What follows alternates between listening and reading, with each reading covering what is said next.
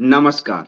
India speaks daily में आपका स्वागत है। इंडिया स्पीक्स डेली अर्थात no left, no right, only Sanatan voice और मैं हूं आपके साथ संदीप देव। 500 साल से जो संघर्ष चल रहा था, करीब-करीब 500 साल से, उस संघर्ष पर आज विराम लग गया। अयोध्या के अयोध्या में राम मंदिर में रामलला विराजमान के साथ नई मूर्ति का भी प्राण प्रतिष्ठा हो गया। काफ़ी भव्य कार्यक्रम हुआ, देश भर से लोग आए थे, संत समाज आया था, इंडस्ट्रियलिस्ट आए थे, फ़िल्म स्टार आए थे, प्रधानमंत्री नरेंद्र मोदी का भाषण भी हुआ और जिसमें उन्होंने साफ-साफ कहा, उन्होंने न्यायपालिका को जो है उसके क्रेडिट को दिया, न्यायपालिका के क्रेडिट को दिया कि न्यायपालिका ने न्याय किया है। लेकिन उन्होंने एक और बात कह दी कि कुछ तो कमी थी जो इतनी सदियों तक मंदिर नहीं बन पाया, आज कमी पूरी हुई। कुछ तो कमी थी यानी जितने लोगों का बलिदान हुआ है, उस बलिदान पे थोड़ा-सा ये जो है क्योंकि आज पूरा हुआ उनके कारण, ठीक है प्रभु ने उनको ये अवसर दिया है लेकिन बड़े बलिदान हुए हैं और आप सब अयोध्या के संघर्ष गाथा में देख रहे हो। तो ये उन्होंने कहा लेकिन ओवरऑल सारा जो माहौल था वो भक्तिमय था और यहाँ से प्रधानमंत्री जी ने एक तरह से चुनाव की घोषणा की अंदाज में भी कह दिया कि देव से देश तक और राम से राष्ट्र तक चेतना का विस्तार करना है, भव्य भारत बनाएंगे, विकसित भारत बनाएंगे जो पूरा है। प्रधानमंत्री नरेंद्र मोदी जो है वो इतने दिनों से कहा जा रहा था कि 5-6 यजमान हैं, गृहस्थ वाले यजमान हैं, हिंदू धर्म में पूजा कभी बिना पत्नी के नहीं होता। इसीलिए कहा गया और लगा था कि शायद ये बात मान लिया गया है, लेकिन वो यजमान कहीं गर्भगृह में नहीं दिखे, कहीं उनको रखा हो कहीं बाहर, वो अलग बात है। और बिना पत्नी जो ये प्राण प्रतिष्ठा आज तक नहीं देखा लेकिन हुआ। बगल में भागवत जी बैठे हुए थे, भागवत जी पता नहीं क्यों बैठे हुए थे, लेकिन भूमि पूजन में भी वो बैठे थे, यहाँ भी बैठे थे। तो ये सब जो शास्त्रीय विधि से हुआ है, नहीं हुआ है, इस बारे में हम चर्चा आज करेंगे निग्रहाचार्य जी से कि मंदिर बन तो गया, भव्य मूर्ति भी है, पर शास्त्र इसमें क्या कहते हैं? जिस तरह से अस्थायी शिखर बना तो दिया गया, ये तो निश्चित है कि बनाया गया और उसमें ध्वज भी लगाया गया, जिस पर शंकराचार्यों को आपत्ति थी, ध्वज भी लगाया गया। तो व्यवस्था तो की गई थी सरकार की ओर से, तो लेकिन ओवरऑल पूरी व्यवस्था शास्त्रीय विधि से क्या थी, ये हम किसी शास्त्रज्ञ जानकार से ही जान सकते हैं। तो इसके लिए आज हम सबसे जुड़ेंगे निग्रहाचार्य महाराज जी। तो आप लोग वीडियो को लाइक कर लीजिए ताकि मैक्सिमम लोगों तक पहुंचे। साथ ही चैनल को सब्सक्राइब कराइए, बेल आइकन ऑल वाला दबाइए, पर्सनलाइज नहीं ऑल का बटन दबाइए ताकि आपको सारे वीडियोज मिलते रहें। ज्वाइन बटन से चैनल को बचाए रखिए और जिनको भी इंडिया स्पीक्स डेली की पत्रकारिता पसंद है वो लोग सब्सक्रिप्शन जरूर भरिए, डिटेल आपके डिस्क्रिप्शन में है। मैं लौटता हूं इस प्रोमो के बाद।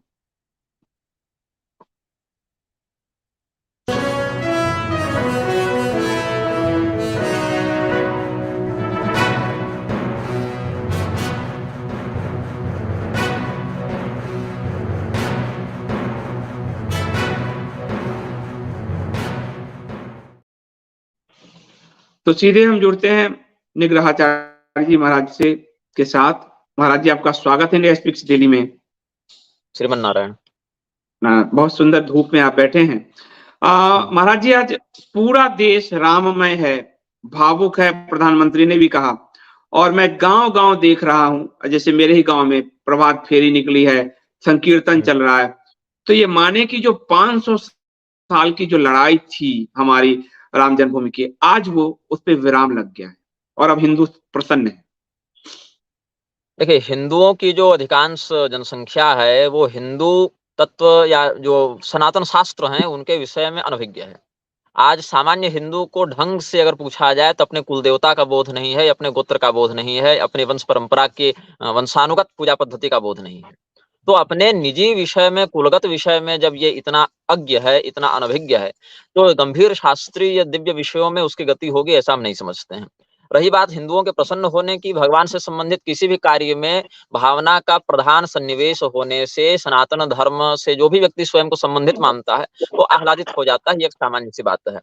और कहीं न कहीं लोगों की भावना बहुत दीर्घकाल से इस प्रकरण से जुड़ी हुई थी, जिसका बहुत ही घृणित तरीके से राजनीतिक स्वार्थ को पूर्ण करने के लिए प्रयोग किया गया है और इस प्रवंचना को अभी तो लोग नहीं समझ पा रहे हैं। जैसे कोई मिशनरी किसी को आकर 2 बोरा चावल दे दे और वो 2 बोरा चावल को देखकर प्रसन्न होकर उसकी बातों को मान लेता है। वैसे ही यहाँ 2 बोरा चावल नहीं, एक संरचना बना दी गई है, जिसको राम मंदिर का नाम दे दिया गया है। वहाँ पर कुछ पूजा-पाठ का प्रबंध कर दिया गया है, जिसके कारण हिंदू को यह भ्रम हो गया है कि ये संघर्ष रुक गया या यह पूर्ण हुआ। वास्तव में अब संघर्ष प्रारंभ हुआ है। ऐसा मैं इसीलिए कह रहा हूँ क्योंकि अभी तक जो है बात यह थी कि बाबरी मस्जिद या राम जन्मभूमि, वो क्या है? इस पर अभी तक संघर्ष चल रहा था कि बाबरी मस्जिद या राम जन्मभूमि। लेकिन अब संघर्ष प्रारंभ हुआ है बाबरी मस्जिद और राम जन्मभूमि। क्योंकि श्री रामचंद्र जी के जन्म स्थान पर मंदिर के साथ-साथ मस्जिद का भी निर्माण किया जा रहा है और जिन लोगों के लिए वो कराया जा रहा है, आज भले 10 साल 15 साल तक वो चुप रहें, एक बार उनकी जनसंख्या एक पीढ़ी और आगे बढ़ जाए, उसके बाद वो भी आप भी जान रहे हैं, हम भी जान रहे हैं और सरकार भी जान रही है कि उसके बाद वो किस प्रकार से इस कृत्य का बदला लेंगे। महाराज जी, मंदिर, मैं शायद जानकारी के लिए कहूँ, मंदिर के पास मस्जिद नहीं है। मस्जिद मंदिर से 25 किलोमीटर दूर एक धन्नीपुर गांव है, जहां मुस्लिम पॉपुलेशन है, सारा मुस्लिम पॉपुलेशन है, और वहां हाँ। मस्जिद के लिए 5 एकड़ जमीन दी गई है, जिसमें विश्व के सबसे बड़े मस्जिद का निर्माण पैगंबर साहब के नाम पे होगा और उनके जो 4 द्वार हैं, वो 4 खलीफाओं हुँ। के नाम पे होंगे। तो मंदिर के पास नहीं है, वो मंदिर से बहुत दूर है। 25 किलोमीटर की यात्रा करने में आपको कितना समय लगता है? 1 घंटा, 1.5 घंटा। और अगर कोई विशाल अनियंत्रित भीड़ पूर्ण संहार का विचार लेकर 25 किलोमीटर दूर क्षेत्र को नष्ट करने का संकल्प करे तो उसको कितने कष्ट का सामना करना पड़ सकता है? कहीं भी बने, 25 किलोमीटर बने, एकदम पड़ोस में बने या कहीं बने, बात वहाँ पर है कि राम मंदिर के बदले उसको एक मुआवजे के तौर पर दिया गया है, इसलिए सदैव उसका संबंध उस स्थान से बना रहेगा। आप यहाँ 25 किलोमीटर की बात करते हैं, जो स्थान यहाँ से 4000 5000 किलोमीटर दूर है, ऐसे रेगिस्तान से आकर हमारे देश में वो अपने लिए एक मस्जिद के लिए जमीन आपसे बलपूर्वक ले लिया, ये बड़ी बात है, ये उस विचारधारा की लड़ाई की बात है। ये इस पर न्यायालय ने कहा था महाराज जी, मैं फिर पूजा पे आऊंगा, कि न्यायालय ने कहा था कि चूंकि बाबरी तोड़ा गया, हुँ, इसके दंड स्वरूप ये हाँ। जमीन दिया जाता है। तो ये न्यायालय का पक्ष था। कल को कोई आतंकवादी यही न्यायपालिका के जो ठेकेदार हैं उनके घर पर कब्जा कर ले, तो उस स्थिति में तो न्यायपालिका वाले जब अपना घर छुड़ाएंगे तो बदले में कुछ देंगे ना उसको। अगर उसने कब्जा कर लिया और आपने अपने घर पर दोबारा कब्जा करने का प्रयास किया, तो बदले में मुआवजा में आप उसको दंडित करेंगे कि मुआवजा में जमीन देंगे? जब यह सिद्ध हो गया, बाबरी मस्जिद तोड़ी गई, लेकिन यह भी तो सिद्ध हुआ कि बाबरी मस्जिद से पहले वहां पर मंदिर था। तो यहाँ तो दंड मिलना था कि तुमने मंदिर तोड़कर मस्जिद कैसे बनाया। दंड अगर नहीं दे सकते हो क्योंकि तोड़ने वाले तो मर गए, तो कम से कम उसको बंद करो। फिर मुआवजा की बात तो वहां होती है जहां आपके न्यायोचित अधिकार का हनन किया जा रहा हो। जब आपका न्यायोचित अधिकार ही वहां सिद्ध नहीं हो पा रहा है, तो फिर आप मुआवजा किस बात की दे रहे हैं? ठीक है महाराज जी, मैं आज के अनुष्ठान पे आता हूँ, और आज का अनुष्ठान यदि आपने देखा होगा, आप तो खैर वन में है, कहीं तपस्या में है। हाँ, हाँ। आज के अनुष्ठान को काफी, जो एक शंकराचार्य जी आदि का विरोध था, खासकर, हुँ, हालांकि मैं कहूँ तो आज शंकराचार्य जी नहीं गए, बड़ा सम्मान रह गया, क्योंकि साधुओं की सही बात उन्होंने कहा था कि हम हाथ बांध के खड़े रहेंगे। 6000 साधु हाथ बांध के ही खड़े थे। तो हाँ, हाँ। शंकराचार्य जी का विरोध अब मुझे दिख रहा है कि वो कहना जो चाह रहे थे, शंकराचार्य नहीं खड़े हो सकते इस तरह से। हाँ, लेकिन हाँ। जो शंकराचार्य जी का दूसरा विरोध था कि मंदिर अधूरा है, वो शिखर हुँ, हुँ। पूरा कर लिया गया था, अस्थायी सही, और उस पर ध्वज भी लगा दिए गए थे। तो जो पुरी हाँ, के हाँ। शंकराचार्य जी और ज्योतिष पीठ के शंकराचार्य जी ने कहा था कि बिना अधूरा मंदिर ध्वज विहीन असुर वास करेगा, अब तो ऐसा नहीं हुँ। होगा। देखिए, बात ऐसी है, इस पर मैं आपको कुछ ग्रंथों से प्रमाण देना चाहूँगा, जिसमें एक प्रधान ग्रंथ है अग्नि पुराण। अग्नि पुराण में बहुत विस्तार से मंदिर के निर्माण की, प्रतिष्ठा इत्यादि की विधि दी हुई है। तो अग्नि पुराण में जो प्रासाद लक्षण वर्णित है, उसके अंतर्गत शिखर को प्रासाद का एक प्रधान अंग बताया गया है। उसमें जो 61वां अध्याय है अग्नि पुराण का, उसमें सुकनासा, श्रुतानासा, बाहु, तद्रथकौ, स्मृतौ इत्यादि श्लोकों को देखेंगे। उसके बाद अंतिम में जाएँगे तो एवमेव हरि साक्षात् प्रसादत्वेन संस्थितः। भगवान नारायण ही उस संरचना के, उस प्रासाद के रूप में स्थित रहते हैं। ये नहीं सोचना चाहिए कि केवल हमने मूर्ति में प्राण की स्थापना की है, अपितु मूर्ति के साथ-साथ 4 स्थानों पर देवत्व का वास होता है, ऐसा सोचना चाहिए। इस पर जो अनिरुद्ध संहिता है, वहाँ पर कहते हैं परमात्मा का जो देव तत्व है, वो 4 स्थानों पर वास करता है। प्रासाद में वास करता है, मूर्ति में वास करता है, पीठ में वास करता है और जो गर्भगृह है उसमें वास करता है। तो प्रासादम गर्भगेहम च प्रतिमा पीठमेव च शरीरमेव देवस्य स्थितमेव चतुष्टयम। प्रासाद में, फिर प्रासाद के अंदर जो गर्भगृह है उसमें, उसके अंदर जो प्रतिमा है उसमें, और प्रतिमा जिस आधार पर, जिस पीठ पर, जिसका पेडेस्टल कह सकते हैं अंग्रेजी में, उस पर जो स्थित है, वो 4 स्थानों पर देवत्व का सन्निधान होता है। इसीलिए हमारे यहाँ आप मांत्रिक परंपरा से अनभिज्ञ होंगे, श्रोतागण भी उतना नहीं जानते होंगे, मंडूक आदि परतत्वांत पीठ देवताओं का हम पूजन करते हैं। तो मंडूक देवता से लेकर परतत्व देवता तक केवल आधार की प्रतिष्ठा में उतने देवता लग जाते हैं। और जो शिखर है वो कोई सामान्य नहीं है। जैसे गर्भगृह तो मध्य में हुआ, मनुष्य का गर्भ उसके उदर में होता है, शिखर जो है वो मस्तक है। इसीलिए कहा, अग्नि पुराण का जो हमने आपको बताया उसमें इसीलिए कहा कि सुकनासा श्रुता नासा बाहु तद्रथको स्मृतो शिरस्पंडम निगदितम कलशम ऊर्ध्वजम स्मृतम। जो शिखर है और जो उस पर जो कलश है, ये सब भगवान का मूर्धा भाग है, ब्रह्मांड कपाल है भगवान का। जैसे मस्तक अंडाकार है, वैसे वो अंडाकार है। वहां सुकनासा श्रुता, सुकनासा एक भाग है जिसको नासिका कहते हैं। तो जब मस्तक ही निर्माण नहीं हुआ है अभी प्रासाद विग्रह में, तो फिर आप प्रतिष्ठा कैसे कर रहे हैं? और दूसरी बात यह है कि जब शिखर नहीं है और आपने एक अस्थायी, पहले तो ये कुतर्क किया गया, जो हिंदुत्व के अशास्त्रीय पैरोकार बने घूमते हैं, अशास्त्रीय पक्षधर बने घूमते हैं, उनके द्वारा यह कुतर्क किया गया कि शिखर की आवश्यकता ही नहीं है, शिखर के बिना भी प्रतिष्ठा की जा सकती है। जिसमें गणेश्वर शास्त्री द्रविड़ इत्यादि का भी कुछ लोगों ने मत बताया, कुछ लोगों ने स्वामी विद्याभास्कर जी का मत बताया, कुछ लोगों ने रविशंकर का भी मत बता दिया। हालांकि रविशंकर तो पता नहीं इस धरती पर क्यों है, किस कलयुग का क्या वो कार्य सिद्ध कर रहा है, पता नहीं। और लेकिन बात है कि जो शिखर विहीन प्रतिष्ठा के पक्षधर हैं, ऐसे लोग इन प्रमाणों पर ध्यान नहीं देते कि शिखर के बिना जब प्रासाद पूर्ण नहीं हुआ, मस्तक का भाग ही पूर्ण नहीं हुआ भगवान का, तो मस्तक विहीन प्रतिष्ठा आप कैसे कर रहे हैं? और अगर शिखर की अनिवार्यता सच में नहीं थी, तो आनन फानन में प्रतिष्ठा से 2 दिन पहले वो बांस बल्ली लोहा टेंट लगा के और नकली शिखर क्यों खड़ा किया गया? और अगर खड़ा किया गया तो इसका अर्थ है कि आप शिखर का महत्व मानते हैं। और जब शिखर का आप महत्व मानते हैं तो उस पर जो भी आचार्यगण वहां बैठे होंगे प्रतिष्ठा कराने के लिए, गणेश्वर शास्त्री द्रविड़ की अध्यक्षता में हो रहा है या जो भी लोग करा रहे होंगे, वो लोग वहां स्नपन कराएंगे, शिखर स्नपन कराएंगे, शिखर की प्रतिष्ठा करवाएंगे, कलश स्थापन करेंगे, और उसके बाद क्या करेंगे? समयानुसार फिर उसको तोड़कर हटाएंगे, तभी तो एक अस्थाई शिखर बनाएंगे। जो भी जो प्रस्तर का निर्माण करेंगे आगे, तो उस पर जो अस्थाई निर्माण होगा, जो परमानेंट रह जाए, ऐसे शिखर को बनाने के लिए वर्तमान शिखर तोड़ेंगे। तो आप भगवान का मस्तक काटने के दोषी होंगे कि नहीं होंगे? वस्तुतः ये सब कुछ आरएसएस के द्वारा या जो भी इस प्रकार के हिंदू के अशास्त्रीयता को बढ़ाने के लिए, मतलब हिंदुत्व में सनातन धर्म के अंतर्गत जो शास्त्रीयता होनी चाहिए उसको हटाकर नकली धार्मिकता जो भरने का प्रयास कर रहे हैं, उसके अंतर्गत ये लोग कोई मानते नहीं इन बातों को। ये तो कल कहें तो स्वरदेव वाले विहंगम योग के भी यहाँ चले जाएं, साईं बाबा के यहाँ भी चले जाएं, स्वामी नारायण के यहाँ भी चले जाएं, उनको भी ये मंदिर ही कहते हैं। तो इनके लिए मंदिर की जो शास्त्रीय परिभाषा है वो मायने नहीं रखती, शास्त्रीय प्रतिष्ठा मायने नहीं रखती। ये केवल एक स्टंट है, एक ये इमोशनल स्टंट है, इसको हम भावनात्मक एक प्रदर्शन कहते हैं, जिसके तहत यह जांचा जा रहा है कि हिंदू अभी शास्त्रों से कितना जुड़ा है और कितना अलग है। क्योंकि बार-बार ये सब शास्त्रों को बदलने की बात करते रहते हैं, शास्त्रों को बदल देना चाहिए, ऐसा मोहन भागवत कहता रहता है। तो शास्त्रों को जब बदल देना चाहिए, तो इसको जब तक ये लोग स्वयं व्यवहार में नहीं लाएंगे, तब तक ये कैसे इस प्रकार से शास्त्रों को बदलने की बात मनुष्यों के मन में डालने में सफल हो पाएंगे? तो जिस प्रकार से दक्ष प्रजापति ने भगवान शिव को यज्ञ से बहिष्कृत होने का शाप दिया था, लेकिन किसी ने बहिष्कार तो किया नहीं, तो दक्ष प्रजापति ने सोचा कि हम ही एक ऐसा यज्ञ कर देते हैं जो शिव विहीन होगा। तो जब शिव विहीन यज्ञ करने के लिए बैठे दक्ष प्रजापति, तो दक्षम सयज्ञम जहिमद भटानाम तमग्रणी रुद्ध भटांसको में भगवान शिव ने वीरभद्र को आदेश दे दिया। पहले तो भवो भवान्या निधनम प्रजापते असत्कृताया अवगम्य नारदात, पहले तो सती जी का, असत्कृता सती का, तिरस्कृता सती का निधन उन्होंने सुना, तो वीरभद्र को प्रकट किया और कहा कि इसको निपटा दो। तो देवताओं के साथ छेड़छाड़ करेंगे, मनमानी विधि से करेंगे। देवताओं ने अगर बताया कि ये राम तत्व हैं, शास्त्रों से ही पता चला ना कि ये राम जी हैं, या राम जी का मंदिर होता है, या मंदिर में प्राण प्रतिष्ठा होती है, ये सब शास्त्रों से पता चला। अब शास्त्रों ने ही तो बताया आपको ना कि इस प्रतिष्ठा में क्या विधान होना चाहिए, क्या शिखर होना चाहिए, क्या निर्माण शैली होनी चाहिए, क्या मुहूर्त होना चाहिए। तो आप अर्ध कुकुटी न्याय क्यों कर रहे हैं? अर्ध कुकुटी कहते हैं कि किसी व्यक्ति ने, किसी अधम ने मुर्गा खाने का विचार किया, तो आधा पकाकर खा लिया और आधा सोचा कि इससे मुर्गी को अंडा हो जाएगा।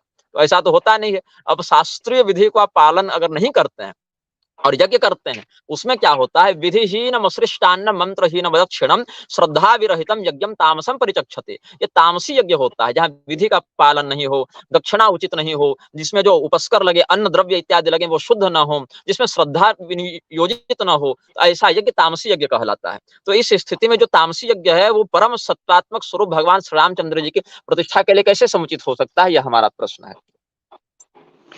महाराज जी, जो आपने अनुष्ठान की बात की, और अनुष्ठान में रामायण में ये बात आता भी है और कथा भी है कि रामचंद्र जी बिना पत्नी के यज्ञ नहीं किए। हाँ, और गृहस्थ जीवन में प्राण प्रतिष्ठा हो, खुद भगवान पर्णकुटी जब उनका वन में गए हैं, पंचवटी में लक्ष्मण बनाते हैं, तो वो भी वास्तु पूजा अपने घर की पत्नी के साथ कर रहे हैं भगवान, जो एक वो मर्यादा पुरुषोत्तम है और मर्यादा का पालन करते हैं। लेकिन राम जन्मभूमि के भूमि पूजन में 5 अगस्त को जिस तरह पत्नी विहीन पूजा की गई, उम्मीद थी इस बार पत्नी विहीन पूजा नहीं होगी, जबकि प्रधानमंत्री नरेंद्र मोदी विवाहित हैं और उन्होंने चुनाव आयोग के रिपोर्ट में खुद को विवाहित बताया है।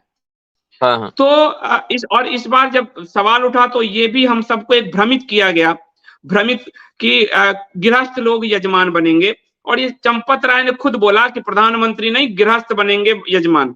पर आज गर्भगृह में एक भी गृहस्थ यजमान नहीं था।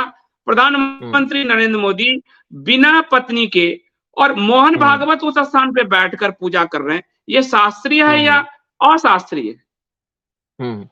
देखिए, बात ऐसी है कि पहले तो हम इस बात को समझना चाहेंगे कि भगवान श्री रामचंद्र जी का नाम लिया जा रहा है, भगवान श्री रामचंद्र जी के चरित्रों का, आदर्शों का यहाँ पर उल्लेख किया जा रहा है विभिन्न तत्वों के द्वारा। भगवान श्री रामचंद्र जी ने पत्नी विरहित होकर यज्ञ नहीं किया, पहली बात। जब भगवती सीता वनवास में थी, जिस पर अभी हमारा कल ही वक्तव्य निर्गत हुआ है सीता त्याग पर, तो भगवान ने स्वर्णमयी सीता का निर्माण करके यज्ञ किया, और इसके प्रमाण स्कंद पुराण में, पद्म पुराण में, गर्ग संहिता में, आनंद रामायण में, अध्यात्म रामायण में, बहुत जगह ये सब प्रमाण आपको मिल जाएंगे। और सबसे बड़ी बात है कि हमारे यहाँ 3 बातों को प्रमाण माना जाता है: वेदा प्रमाणम, स्मृतयः प्रमाणम, धर्मार्थ युक्तम वचनम प्रमाणम। वेद प्रमाण है, स्मृति प्रमाण है, और धर्म तत्व से धर्म के अर्थ को बताने वाले वचन प्रमाण है, जिसमें पुराण है, आगम है, इतिहास है, और भी आचार्य कोटि के आचार्य कृत भाष्य इत्यादि हैं, ये सब प्रमाण में माने जाते हैं। और जिसके लिए ये तीनों प्रमाण न हो, उसके लिए फिर उसके वचनों को फिर बाकी सदाचारी लोग, धर्म के जो पालक लोग हैं, वो प्रमाण नहीं मानते हैं। तो वहां पर बृहत कात्यायन स्मृति का वचन है, भगवान श्री रामचंद्र जी ने जब यज्ञ किया था तो वहां पर अपने पत्नी के प्रतिनिधि के रूप में, चूंकि पत्नी साक्षात नहीं आ सकती थी उस समय, तो स्वर्णमयी सीता का उन्होंने प्रयोग किया। ये कात्यायन स्मृति का वचन है, और इसी वचन को यहाँ पर कुमारिल भट्ट जी ने तंत्र वार्तिक इत्यादि में भी संकेत किया है। आदि शंकराचार्य जी से किंचित पूर्ववर्ती जो हुए, ऐसे कुमारिल भट्ट भी इन बातों को प्रमाणित कर चुके हैं अपने ग्रंथों में। लेकिन पत्नी जिसकी न हो, वैकल्पिक रूप से भी जो शास्त्रीय रूप से उसका विकल्प न रखता हो, और पत्नी न हो, इसका अर्थ क्या है? या तो रजस्वला हो गई हो, या तो वह मृता हो गई हो, दिवंगता हो गई हो, या तो बीमार हो, या तो वह असमर्थ हो, आने में इतने दूर में हो कि उस मुहूर्त में वहां उपस्थित न हो सके, तब ऐसे वैकल्पिक प्रतिमा को पत्नी के प्रतिनिधि के रूप में बैठाने का विधान है। लेकिन यहाँ पर क्या बात है, विवाहित होने के बाद भी ये लोग बात करते हैं कि हम महिलाओं को सम्मानित करेंगे, महिलाओं को अधिकार देंगे। जो व्यक्ति अपने विवाहिता पत्नी को अग्नि के समक्ष, देवताओं के समक्ष, कुलवृद्धों के समक्ष जिसने हाथ पकड़कर अपने जीवन में सम्मिलित किया हुआ हो, ऐसे व्यक्ति ने क्या अपनी पत्नी के अधिकार पर चिंतन नहीं किया? भगवान श्री रामचंद्र जी जो एक पत्नी व्रती हैं, जिनके राज्य में किसी भी व्यक्ति को किसी प्रकार का कोई कष्ट नहीं होता था, ऐसे भगवान श्री रामचंद्र जी की तुम प्रतिष्ठा करने बैठे हो, और अग्निदेव के समक्ष अपने कुल में जिस कन्या का हाथ पकड़कर तुमने प्रवेश कराया, उसका तुम परित्याग करके बैठे हो। यह कहा जाता है कि यह मंदिर रामानंद संप्रदाय की पद्धतियों पर चलता है। मैं आपको बताता हूँ संदीप जी, रामानंद संप्रदाय वैखानसीय मत पर चलता है, और वैखानसीय मत की जो भृगु संहिता है, जैसा कि वही लोग बताते हैं, कोई हम अपने से जोड़कर नहीं बोल रहे। आप किसी भी प्रधान रामानंदीय महात्मा से पूछेंगे, आप चाहे मलुक पीठ वाले स्वामी जी से पूछ लें, रामभद्राचार्य से पूछ लें, या किसी से पूछ लें उस प्रकार से जिसकी प्रतिष्ठा अच्छी खासी हो, तो वैखानसीय मत की जो भृगु संहिता है, उसके अंतर्गत ये सब जो यज्ञाधिकार है, उसमें उसका 23वां अध्याय, त्रयोविंश अध्याय जो है भृगु संहिता का, जो रामानंदीय संप्रदाय में मान्य होनी चाहिए, क्योंकि वैखानसीय है। व्याख्यानस कहते कि इसको ईश्वर भी बता देता हूँ, हमारे संप्रदाय में कहते हैं, और भी उनके में यहाँ भी कहते हैं, विष्णु रखर संभूतो ब्रह्मा वै विखना मुनि। भगवान विष्णु के नाखून से ब्रह्मदेव ने एक अवतार लिया था जिसको विखना कहते हैं, और विखना मुनि ने वैखानस धर्म सूत्र, वैखानस गृह सूत्र, वैखानस कल्प सूत्र, वैखानस श्रौत सूत्र, वैखानसीय संहिताओं में भृगु संहिता, मरीचि संहिता, कश्यप संहिता, अत्रि संहिता, ऐसे 4 प्रधान वैदिक ग्रंथ और 4 प्रधान तांत्रिक ग्रंथ, ऐसे 8 प्रधान ग्रंथों की रचना की। और भी इसमें हो सकता है, लेकिन ये 8 तो सर्वमान्य हैं। उसमें से जो वैखानसीय में 4 तांत्रिक पद्धतियों की, जैसा कि गणेश्वर शास्त्री द्रविड़ ने भी कहा कि आगम पद्धति से हो रहा है, तो वैखानसागमों की जो यज्ञाधिकार है की व्यवस्था है, यज्ञ में किसका अधिकार है, इसका जो वर्णन है भृगु संहिता के यज्ञाधिकार के अंतर्गत 23वें अध्याय में आप देखें 17वां श्लोक क्या क्या कहते हैं, 15 से 17 तक देख लीजिए। गुरुर्नारायणो देवस्तस्य यद्मरणम गुरु, ऐसे करके आगे बढ़ेंगे तो बधिरान कुनखा नमधान कुष्ठोन्मत्तादि रोगिणः हीनांगा नतिरिक्तांगान शिपि विष्टाब्ज लक्षणाम पत्य पत्न्याग निरहिता नतिवृद्धाति बालकान विरूपा अनन्य दीक्षाश्च व्रजयेत प्रथमे सुधि। इसके अंतर्गत जो मुख्य बात है वो मैं बता देता हूं। जो पति से रहित हो या जो पत्नी से रहित हो, ऐसे व्यक्ति को पहले बहिष्कार करे। ये आदेश दे रहे हैं भगवान विखना भृगु मुनि के माध्यम से वैखानस मतावलंबियों को कि जो व्यक्ति पत्नी रहित हो उसका बहिष्कार करके वर्जयेत, घुसने की बात तो बहुत दूर है, उसका तो निषेध करने का, उसको प्रतिबंधित करने का निर्देश है। शास्त्र को मतलब नहीं है ना कि आप प्रधानमंत्री हैं कि नौकर हैं कि नाली साफ करने वाले हैं कि देश के सेनापति हैं। शास्त्र को तो मतलब नहीं है। आप इस जन्म में कुछ समय के लिए प्रधानमंत्री बन सकते हैं, हो सकता है अगले जन्म में आप कुत्ता बन जाए या इंद्र बन जाए, या पिछले जन्म में आप सुअर रहे हो या देवराज इंद्र के पद पर रहे हो। तो अपने कर्मानुसार जीव तो विभिन्न गतियों को प्राप्त होता है, विभिन्न योनियों को प्राप्त होता है। ये बात शास्त्र सिद्ध बात है। राजा मुचुकुंद पिछले जन्म में क्षत्रिय थे, उसके बाद आगे ब्राह्मण बने, श्रीमद् भागवत प्रमाण है इसमें। महाराज ध्रुव, जो भक्त ध्रुव की कथा पढ़ते हैं, पिछले जन्म में ब्राह्मण थे, राजा के वैभव में लोभ होने से उनको अगले जन्म में क्षत्रिय की योनि में आना पड़ा। इसमें विष्णु पुराण का प्रमाण दिया जा सकता है। तो प्रधानमंत्री 5 साल 10 साल 20 साल के लिए बन जाइएगा, अब देवता से तो बड़े हो नहीं जाइएगा। यदि आप वास्तव में देवता को देवता मान रहे हैं, वास्तव में आप देव तत्व पर निष्ठा रख रहे हैं, या स्वीकार करते हैं कि हमारी सत्ता से ऊपर भी किसी की सत्ता है, उस स्थिति में इन शास्त्रीय मर्यादाओं का पालन करना अनिवार्य है। शास्त्रीय मर्यादाओं का पालन करना अनिवार्य है। पर मोहन भागवत को मैं कह ही देता हूं, पुरुष बैठकर यज्ञ, ये तो एक अलग दिशा की तरफ जाता हुआ दिख रहा है हर चीज जो है। अगर इसको मैं ऐसे कहूं, मुझे क्षमा करें भगवान, अगर मैं ऐसे कहूं कि ये मोहन भागवत हैं जिन्होंने हमारे महाभारत में समलैंगिकता की वकालत की, झूठ बोला। ये वो सरकार है जिसके समय समलैंगिकता कानून जो है वो अपराध से मुक्त हुआ, समलैंगिकता अपराध से मुक्त हुआ। लेकिन ये बार बार ये किस तरह का आचरण किया जा रहा है, और ये इसको धर्मनिष्ठ कैसे कर सकते हैं आचरण? बिल्कुल नहीं कर सकते। समलैंगिकता एक मानसिक विकृति ही नहीं, दंडनीय अपराध भी है। आप शास्त्रीय विधान को देखें तो नहीं, मैं एक उसमें बात कह दूं, मैं स्पष्ट कर दूं, मैं आरोप नहीं लगा रहा हूं समलैंगिकता का, मैं सिर्फ उदाहरण दे रहा हूं कि ये वो मोहन भागवत हैं जो हमारे शास्त्र पे महाभारत में समलैंगिकता ढूंढ रहे थे। इस सरकार के अधीन कानून बना, मैं कह रहा हूं इनके पवित्र रिश्ते हैं, परंतु ये तो वेस्टर्न कल्चर इसको अप्लाई करेगा और इस चीज को भुनाया जाएगा। आगे जाके हिंदुओं की पूरी पीढ़ी पत्नी को त्याग मान देगी, त्याग कर देगी। हाँ, बात ऐसी है कि मोहन भागवत ने समलैंगिकता खोजी महाभारत में, जिसका कोई आधार नहीं है, लेकिन जिसका आधार है मतंगोपाख्यान में वर्णाश्रम व्यवस्था के जन्मना होने का, उसको फिर ये क्यों नहीं मानते हैं और उस स्थिति में क्यों कहते हैं कि जाति पंडितों ने बनाई? वहां इनको शास्त्रीय दृष्टि नहीं दिखती। मोहन भागवत का कहना है कि अगर तुम्हारे बगल में बैठकर कोई व्यक्ति गोमांस खा रहा हो तो सामाजिक समरसता का ये करने के लिए, बनाए रखने के लिए तुम उसको सहन करो। ऐसा व्यक्ति जो गोमांस खाने को भी सहन कर सकता है, इसीलिए क्योंकि हमारा सामने वाले से बिगाड़ न हो जाए। ऐसा व्यक्ति जो कहता है कि इस्लाम के बिना हिंदुत्व अधूरा है, ऐसा व्यक्ति गर्भगृह में क्या छोड़िए, किसी भी तीर्थ में घुसने के योग्य नहीं है। किसी भी धार्मिक क्षेत्र में ऐसे व्यक्ति के प्रवेश को हम धार्मिक अनुसार में निषिद्ध समझते हैं और दंडनीय समझते हैं, क्योंकि समलैंगिकता शास्त्रीय सीमा की दृष्टि में मृत्युदंड के आधार है। यहाँ पर तो दंड विधान से इसको परे रखा गया है। ऐसे तो हो सकता है किसी व्यक्ति में पूर्वकृत पाप के कारण ऐसा मनोरोग हो गया हो, यौन रोग हो गया हो, वो अपना कष्ट भोग रहा है, किसी के भी रोग का उपहास नहीं करना चाहिए, लेकिन उसको अपराध की श्रेणी से मुक्त करके, महिमामंडित करके लोगों को यौन प्रदूषण की ओर ढकेलना, वो बिल्कुल एकदम कठोरतम दंड के विधान में आना चाहिए। और ऐसे व्यक्ति को किसी भी धार्मिक कार्य में हस्तक्षेप करने का, सम्मिलित होने का अधिकार नहीं है। और आचार्य जी, मेरे घर में जो पूजा होती है तो पत्नी ने काला वस्त्र नहीं पहनने देती मुझे, या काला वस्त्र खरीदने भी नहीं देती। ये काला वस्त्र पहन के गर्भगृह में आ गए हैं बिल्कुल।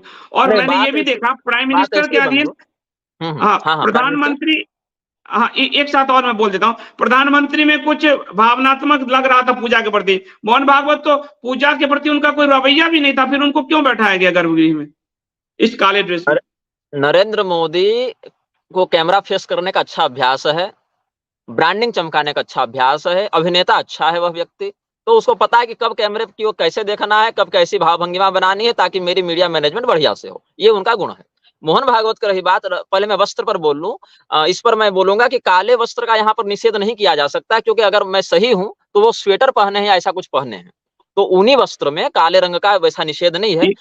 ऊनी ऊनी वस्त्र में दोष नहीं ट्रैक लगता। सूट है, ट्रैक सूट। ट्रैक सूट है तब तो दिक्कत है। वो भेड़ के हुँ, ऊन से बने वस्त्र में दोष नहीं है, बाकी अगर है तो दोष युक्त है। वैसे वस्त्र से ज्यादा समस्या तो वस्त्र पहनने वाले में है। वस्त्र में हुँ। अगर आप उनको बढ़िया से देवराज इंद्र का भी वस्त्र पहना दें, दिव्य एकदम अग्नि के द्वारा पवित्र किए हुए वस्त्र भी पहना दें, तो उस स्थिति में धारक थोड़ी ही हो जाएगा। आप किसी मतलब क्या कहें आप, किसी कसाई को यदि आप बहुत सुंदर-सुंदर स्वर्णाभूषण इत्यादि पहना दें, तो वह गौपालक तो हो नहीं जाएगा, वह तो उसकी हिंसा करने वाला ही होगा।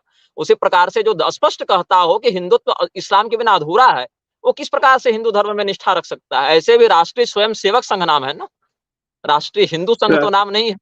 राष्ट्रीय मुस्लिम मंच ज़रूर है, राष्ट्रीय ईसाई मंच ज़रूर है, राष्ट्रीय हिंदू मंच तो है नहीं, वहाँ स्वयंसेवक है। उसका और ये सरगना महाराज महाराज जी, एक बात और है, संवैधानिक इस गर्भगृह में अगर देखिए, एक तो बिना हुँ, पत्नी के यज्ञ करके प्राण प्रतिष्ठा देके प्रधानमंत्री मोदी ने शास्त्र का तो उल्लंघन किया ही है। लेकिन जो हाँ, लोग हैं वो संवैधानिक पद पे हैं। अच्छा, वैसे तो पुजारी हैं तो पुजारी रहेंगे। बाकी योगी जी संवैधानिक पद पे हैं। वहाँ हाँ, जो एक राज्यपाल है संवैधानिक पद पे। मोहन हाँ। भागवत किस पद पर हैं? जो वो गर्भगृह में प्रधानमंत्री मोदी के बगल में जाकर बैठते हैं, वो पूजा में भी बैठते हैं, भूमि पूजन में भी और प्राण प्रतिष्ठा में भी। वो किस पद पर हैं ऐसा? देखिए, पद तो ये लोग अपने से कल्पित भी कर लेते हैं। कोई कोई आयोग बना दे, कोई कोई राज्य का गठन कर दे, कोई किसी जिले का विभाजन कर दे, कोई नया कल्प सृजित कर दे कोई पद, वो अलग बात है। बात है यहाँ पर संवैधानिक पद की बात नहीं है। संविधान तो हर 10 साल में लोग बदल दे रहे हैं।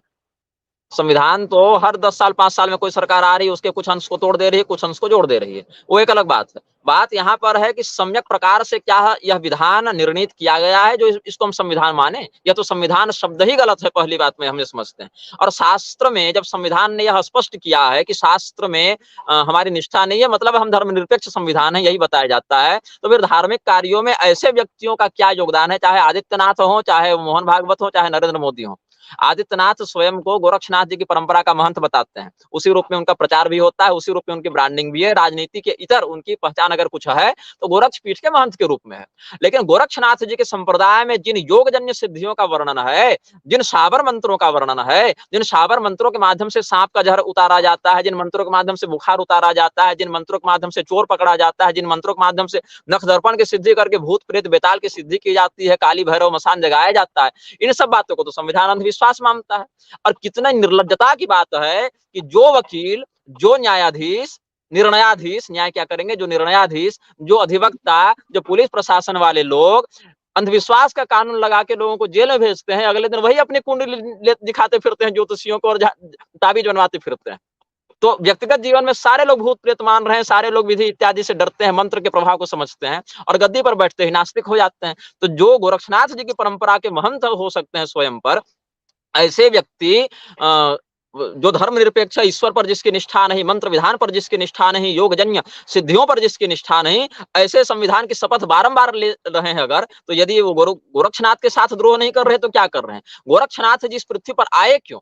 गोरक्षनाथ जी इस पृथ्वी पर आए गोरक्ष रूपेण चरंतमीशम गोरक्षणाया वनिमंडलस्थम गोरक्ष शैलस्य गुहांतरस्थम गोरक्षनाथम प्रणमामि नित्यम। भगवान महादेव जी गौरक्षण के लिए इस पृथ्वी पर आए। गौ कहते हैं पृथ्वी को, गौ कहते हैं जिह्वा को, वाणी को, गौ कहते हैं गौ माता को, धेनु को, गौ कहते हैं वेद को। श्रुति की रक्षा के लिए, वेद की रक्षा के लिए, गौ की रक्षा के लिए भगवान का अवतार होता है। इसी के लिए गोरक्षनाथ जी भी आए, इसी के लिए श्री रामचंद्र जी भी आए। विप्रधेनु सुर समतहित लिन्ह मनुज अवतार, ये कहते हैं गोस्वामी जी। भगवान शिव जी गोरक्षनाथ के रूप में आए, चाहे भगवान नारायण श्री रामचंद्र जी के रूप में आए, अवतार का उद्देश्य वही था। लेकिन जो मोहन भागवत गोमांस खाने वालों का समर्थन कर सकता है, या जो कह सकता है कि गोमांस खाना लाइफ स्टाइल का हिस्सा है, ऐसी संस्था के लोग जो कहते रहते हैं, तो मोहन भागवत जैसे पतितों के साथ गोरक्ष पीठाधीश्वर उठ बैठ भी कैसे सकते हैं? मंदिर के अंदर छोड़िए बात, निजी संबंध भी कोई कैसे रख सकता है अगर वो अपने संप्रदाय के प्रति निष्ठा रखता है तो। जो संविधान ईश्वर के मंत्र के सिद्धियों के अस्तित्व को स्वीकार नहीं करता, बल्कि मंत्र सिद्धि इत्यादि का दावा करने वाले लोगों को अंधविश्वास के नाम पर जेल में डाल देता है। बात ऐसी, कोई मंत्र के नाम पर ठगता वो तो दंडनीय है ही, वो तो शास्त्र के अनुसार भी दंडनीय है, लेकिन शास्त्र से तो मंत्र विधान और सिद्धि विधान सिद्ध है ना। तो वही बागेश्वर धाम के चरणों में सो जाते हैं फिर लोग आकर, जो कि क्षुद्र सिद्धि भी दिखा देते हैं, उनके आगे नतमस्तक हो जाते हैं, लेकिन तब अंधविश्वास वाला एक्ट नहीं हटाते हैं। क्योंकि अलग अलग, अब सोचिए कितनी मतलब हास्यास्पद बात है, भगवान श्री रामचंद्र जी के नाम पर इतना बड़ा बवंडर हो गया, इतना खर्चा हो गया, इतने लोगों की भावना के साथ छेड़छाड़ सब हो गई। जो श्री रामचंद्र जी के मंदिर का अभियान हिंदुओं को एकजुट करने का एक बहुत बड़ा माध्यम था, आज उसी कार्यक्रम को कैसे प्रयोजित किया गया है, कैसे इसको प्रदर्शित किया गया है कि लोग एकदम विभाजित हो गए हैं। शास्त्रनिष्ठ व्यक्ति एक तरफ हो गए हैं और पार्टी निष्ठ व्यक्ति बिल्कुल एक तरफ हो गए हैं। पार्टी निष्ठा अलग हो गए। और एक चीज और मुझे नहीं समझ में आया, अभी तो मैंने भी अपना गृह प्रवेश किया, जो नकली हाँ, शंकराचार्य हैं इस ट्रस्ट में, वासुदेवानंद जी, अगर मैं उनका चेहरे पे मास्क लगा था, लेकिन जहां तक मैं पहचान पा रहा हूं उनको, हाँ, हाँ। नकली शंकराचार्य जी वासुदेवानंद जी वहां कुर्सी पे बाहर बैठे थे गर्भगृह के, उन्होंने प्रधानमंत्री मोदी और भागवत ये दो ही लोगों को सोने की अंगूठी पहनाई। ये क्या विधान हुआ? हंस और डिंभक को पहना रहे थे क्या? मतलब दो ही लोगों को, चलो प्रधानमंत्री यजमान है उनको पहनाते, तो प्रधानमंत्री को फिंगर, लिटिल फिंगर में, इसमें अनामिका में, और हाँ, हाँ, भागवत को बाद में अंगूठी पहनाई गई। तो मतलब भागवत तो यजमान नहीं थे ना भाई, 11 दिन वो हाँ। तो बैठे नहीं, उनको क्यों पहनाई जा रही थी, क्यों बैठाया जा रहा था? क्या वो यजमान की भूमिका में थे? यजमान की भूमिका में भी नहीं थे। बात है यहाँ पर, जिसके पीछे लोग चलते हो, जिसके पास पैसा हो, जिसके पास हथियार हो, वो व्यक्ति समर्थ अभी चल रहा है लोगों को प्रभावित करने के क्षेत्र में। और अगर ऐसे लोगों के साथ अगर अच्छा संबंध नहीं रखेंगे तो भविष्य में अपने अस्तित्व को बचाने में दिक्कत हो जाएगी। मैं तो ये कहता हूँ कि जो मैंने सुना है कि कहीं के न्यायालय ने, शायद इलाहाबाद वाले न्यायाधीश थे या कोई थे, उन्होंने प्रतिबंध लगाया था वासुदेवानंद पर। उड़ीसा वालों ने, हाँ, Orissa high court. Allahabad high court ने कहा था ये नकली शंकराचार्य हैं, इन्होंने फर्जी डीड का इस्तेमाल किया, शंकराचार्य पद ये लिख नहीं सकते। नहीं लग सकते, उस रूप में प्रस्तुत नहीं हो सकते, कहीं यही बात है। और उधर उड़ीसा हाई कोर्ट ने भी अवधूत सदानंद पर प्रतिबंध लगाया है, ऐसा हम समझते हैं। तो अगर हाँ, इतना ही उन पे भी लगा न्यायपालिका हुआ को, है। हाँ, इतना ही न्यायपालिका को ये लोग सम्मान देते हैं या न्यायपालिका को प्रभावशाली स्वीकार करते हैं कि नहीं उसकी भी कोई मान्यता है, तो फिर ये मोहन भागवत और नरेंद्र मोदी या आदित्यनाथ या जो भी चंपत राय हो या गोविंद देव हो, ये सब किस हैसियत से बुला सकते हैं? और न्यायाधीश कितने मतलब कातर हैं, या कितने क्या कहें, लज्जा समाप्त हो गई है कि पराक्रम समाप्त हो गया है कि अभी कंटेम्प्ट ऑफ कोर्ट नहीं लगा सकते इन लोगों पर, कि जिसको हमने शंकराचार्य के रूप में प्रतिबंधित किया है, और वास्तविक शंकराचार्य आदि जिन लोगों के सामने विरोध कर रहे हैं मुखर होकर कि ये नकली है, इसको दंडित किया जाए या प्रतिबंधित किया जाए, तो ऐसे लोगों को तुम शंकराचार्य की हैसियत से समाज के सामने कैसे प्रस्तुत करते हो? अभी तो न्यायाधीशों को चाहे कि पकड़ कर लाते इन सबको कोर्ट में पेश करते, उनकी औकात तो होगी नहीं अभी। बात है ना, ये सब कुछ एक सिंडिकेट का हिस्सा है। यहाँ न्यायपालिका को पॉलिटिक्स से कुछ चाहिए, पॉलिटिक्स को न्यायपालिका से कुछ चाहिए, दोनों को विधायिका से कुछ चाहिए, कार्यपालिका से कुछ चाहिए। ये सब एक दूसरे के कोढ़ में मलहम लगाने का काम करते हैं, और जिसका जिससे जितना स्वार्थ सत्ता है उतने पर ही बोलते हैं। अभी अगर आप कुछ न्यायपालिका के विरोध में बोल दें, यहाँ पर कंटेम्प्ट ऑफ कोर्ट लग सकता है शायद, लेकिन जो मोहन भागवत न्यायपालिका के माथा पर बैठकर प्रहार कर रहा है और कह रहा है कि हम इसी को मानेंगे शंकराचार्य, जो गोविंद देवगिरी ने बयान दिया कि शंकराचार्य तो वासुदेवानंद है, उनको अदालत क्यों नहीं पकड़ के ले जाते अगर इतनी क्षमता है अदालत में? तो और अगर माने कि अदालत ही सही है और गोविंद देव ही सही है, तो गोविंद देव ही जाकर न्यायाधीश को क्यों नहीं पकड़ देंगे? अरे तुमने कैसे हमारे शंकराचार्य को प्रतिबंधित कर रखा है, तुम्हारी ऐसी क्षमता कैसे होगी कि हमारे वास्तविक शंकराचार्य पर तुम प्रतिबंध लगा दो? दोनों का एक दूसरे से संपर्क बनेगा और मूर्ख इसमें बनेगा हिंदू, ये समस्या हो गई। महाराज जी, एक चीज और है कि बिना पत्नी के जो पूजा किया है प्रधानमंत्री नरेंद्र मोदी, यजमान बने हैं बिना पत्नी के, तो क्या वो पूजा सफल मानी जाएगी? और क्या भगवान राम उस विग्रह में उनके प्राण की प्रतिष्ठा होगी? एक बात है। दूसरा है कि ये जनता को धोखा क्यों दिया गया कि कोई और भी यजमान है, उनको बाहर घुमाया जा रहा था। यदि वो यजमान थे तो फिर गर्भगृह में वो उनको लाना उचित होता, लेकिन नहीं लाया गया। तीसरा कि ब्राह्मणों को जो वस्त्र देते हैं वो प्रधानमंत्री मोदी के ही हाथ से दिलवाया गया, यानी मूल यजमान वही हैं। तो मूल यजमान वही है, तो फिर प्रतीकात्मक यजमान की बातें क्यों चलाई गई? तो ये क्या इससे पूजा पे असर पड़ेगा? मूर्ति में प्राण, भगवान के प्राण आ पाएंगे इससे? देखिए, अयोध्या पर हथियारबंद लोगों के द्वारा कब्जा किया गया है, सीधी बात है। हथियारबंद मैं इसीलिए कह रहा हूँ, हालांकि उसमें एसपीजी की वर्दी है, लेकिन क्या है कि देखिए, कोई भी हथियारबंद समुदाय हो, जब तक उसकी सत्ता रहती है वो अवैध रहती है। जब उसकी सत्ता चली जाती है तो अवैध हो जाती है। मैं उदाहरण देता हूँ, मैं बिल्कुल तटस्थ बात करूँगा। जब तक अमेरिका की सेना अफ़गानिस्तान में तैनात थी, तब तक अफ़गानिस्तान की सरकार अमेरिका की सेना के सहयोग से चल रही थी। और जब वो सरकार के विरुद्ध में, हालाँकि वो भी इस्लाम का ही था, चल रहा था, वो भी इस्लामिक स्टेट ही था, ये भी इस्लामिक ही है। तालिबान ने जब उनके विरुद्ध विद्रोह किया तो तालिबान वालों को आतंकवादी कहा गया। और वहाँ के जो सैनिक थे उनको देशभक्त सरकार के द्वारा अधिकृत सैनिक कहा गया। आतंकवादी और सैनिक, ये अंतर हो गया। लेकिन वहीं पर जब अफ़गानिस्तान का प्रधानमंत्री राष्ट्रपति देश छोड़कर भागा, उसका उपराष्ट्रपति छोड़कर भागा, हालाँकि जो था उपराष्ट्रपति, वो कुछ दिन और टिका वहाँ पर, एनएफ के साथ लड़ता रहा। लेकिन जब तालिबान ने ओवरटेक कर लिया, टेक ओवर किया काबुल पर, जब फॉल ऑफ काबुल के रूप में उसकी घोषणा कर दी गई, तो धीरे-धीरे करके सभी लोगों ने क्या किया, अब जो असली सैनिक पहले से विद्यमान थे उनको सब भूल गए और तालिबान ही वहाँ की सरकार हो गई, तालिबान ही वहाँ के असली देशभक्त सैनिक हो गए। ऐसे ही अभी जो व्यक्ति हथियार उठाकर घूम रहा है, चाहे वो सेना की वर्दी में हो, चाहे वो होमगार्ड की वर्दी में हो, चाहे वो राज्य पुलिस की वर्दी में हो, चाहे अर्धसैनिक बल की वर्दी में हो, वो क्यों गया है वहाँ पर? 2 रोटी कमाने के लिए, खाने के लिए, अपने रोजगार के चक्कर में वो सेना में बहाल हुआ है। इतनी बात है। वो कोई धर्म की रक्षा करने के लिए, छात्र धर्म का प्रदर्शन करने के लिए तो गया नहीं है। तो उससे आप तो उम्मीद छोड़ दीजिए। हाँ, उसमें किसी अंश में देशभक्ति हो सकती है, लेकिन अगर उसको कहा जाए कि तुम अमुक व्यक्ति पर गोली चलाओ या मत चलाओ, तो वो अपने अधिकारी के ही आदेश का पालन करेगा, यही उसकी क्षमता है। अब बात यह है कि मुलायम सिंह ने जिन सैनिकों के माध्यम से, जिन हथियारबंद लोगों के माध्यम से गोली चलवाई थी राम भक्तों पर, वो भी भारत के ही थे, कोई अरब से नहीं आए थे, पाकिस्तान से नहीं आए थे, और वो भी सरकार के द्वारा नियुक्त किए गए सुरक्षा कर्मी के रूप में ही पहचान में आए थे, ये सुरक्षा कर्मी है। तो इसी प्रकार से मुझे अयोध्या के बड़े साधुओं से कल बात हो रही थी, उन्होंने बताया कि हम लोग तो अपने मठ की छत पर भी नहीं जा सकते, इतना यहाँ पर एसपीजी ने और प्रशासनिक बलों ने कब्जा कर रखा है, मतलब कि पूरी की पूरी हाई सिक्योरिटी है। बात यह है कि इस प्रकार से वहां पर अपने सत्ता का, अपने हथियारों का अनावश्यक प्रदर्शन करते हुए अयोध्या पर कब्जा किया गया, अधूरे मंदिर में प्रतिष्ठा करने का ढोंग किया गया, ताकि केवल एक व्यक्ति की ब्रांडिंग चमकाई जा सके, बहुत हो तो 2 की चमकाई जा सके, एक मोदी और एक रामभद्राचारी। और मोदी के आगामी चुनावी भविष्य को सुरक्षित रखा जा सके, मात्र इसीलिए पूरी सेना की सत्ता का, हथियारों का दुरुपयोग किया गया और श्री रामचंद्र जी की अयोध्या नगरी पर अवैध कब्जा किया गया। इसको हम अवैध कब्जा समझते हैं, एक सत्तालोलुप व्यक्ति के, हथियारबंद लोगों के द्वारा। इसमें कोई प्रधानमंत्री अपने सैनिकों के साथ जाकर धर्म की स्थापना नहीं कर रहे। एक सत्तालोलुप व्यक्ति अपने हथियारबंद लोगों के द्वारा एक तीर्थ पर कब्जा कर रहा है, ताकि वह आगे भी सत्ता पर बना रहे। मैं इसको इस दृष्टि से देखता हूँ। मैं इस पे आऊँगा महाराज जी। मैं असल में जो असली धर्म के बारे में जानना चाहता था कि क्या ये पूजा स्वीकार होगी और क्या विग्रह में प्रभु की आत्मा विराजेगी बिना पत्नी के जो यज्ञ किया गया उसमें?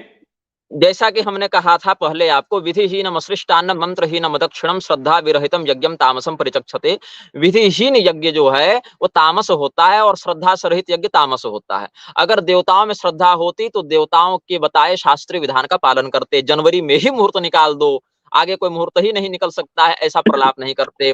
और दूसरी बात है, पत्नी से विरहित होकर यज्ञ किए तो विधिहीन यज्ञ किए। विधिहीन यज्ञ करने का दुष्परिणाम यह है, वह अश्रद्धा युक्त हुआ, तामसी हुआ। और भगवान ने गीता के 17वें अध्याय में कहा है, अश्रद्धया हुतं दत्तं तपस्तप्तं कृतं च यत् असदित्युच्यते पार्थ न च तत्प्रत्यनो यः। हे अर्जुन, अश्रद्धा युक्त होकर, श्रद्धा से रहित होकर, विधि रहित होकर जो भी यज्ञ, दान, तपस्या, होम इत्यादि कर्म किया जाता है, उसका लाभ न इस लोक में प्राप्त होता है और न परलोक में प्राप्त होता है, तो उसको निष्फल कोटि का ही हम समझते हैं।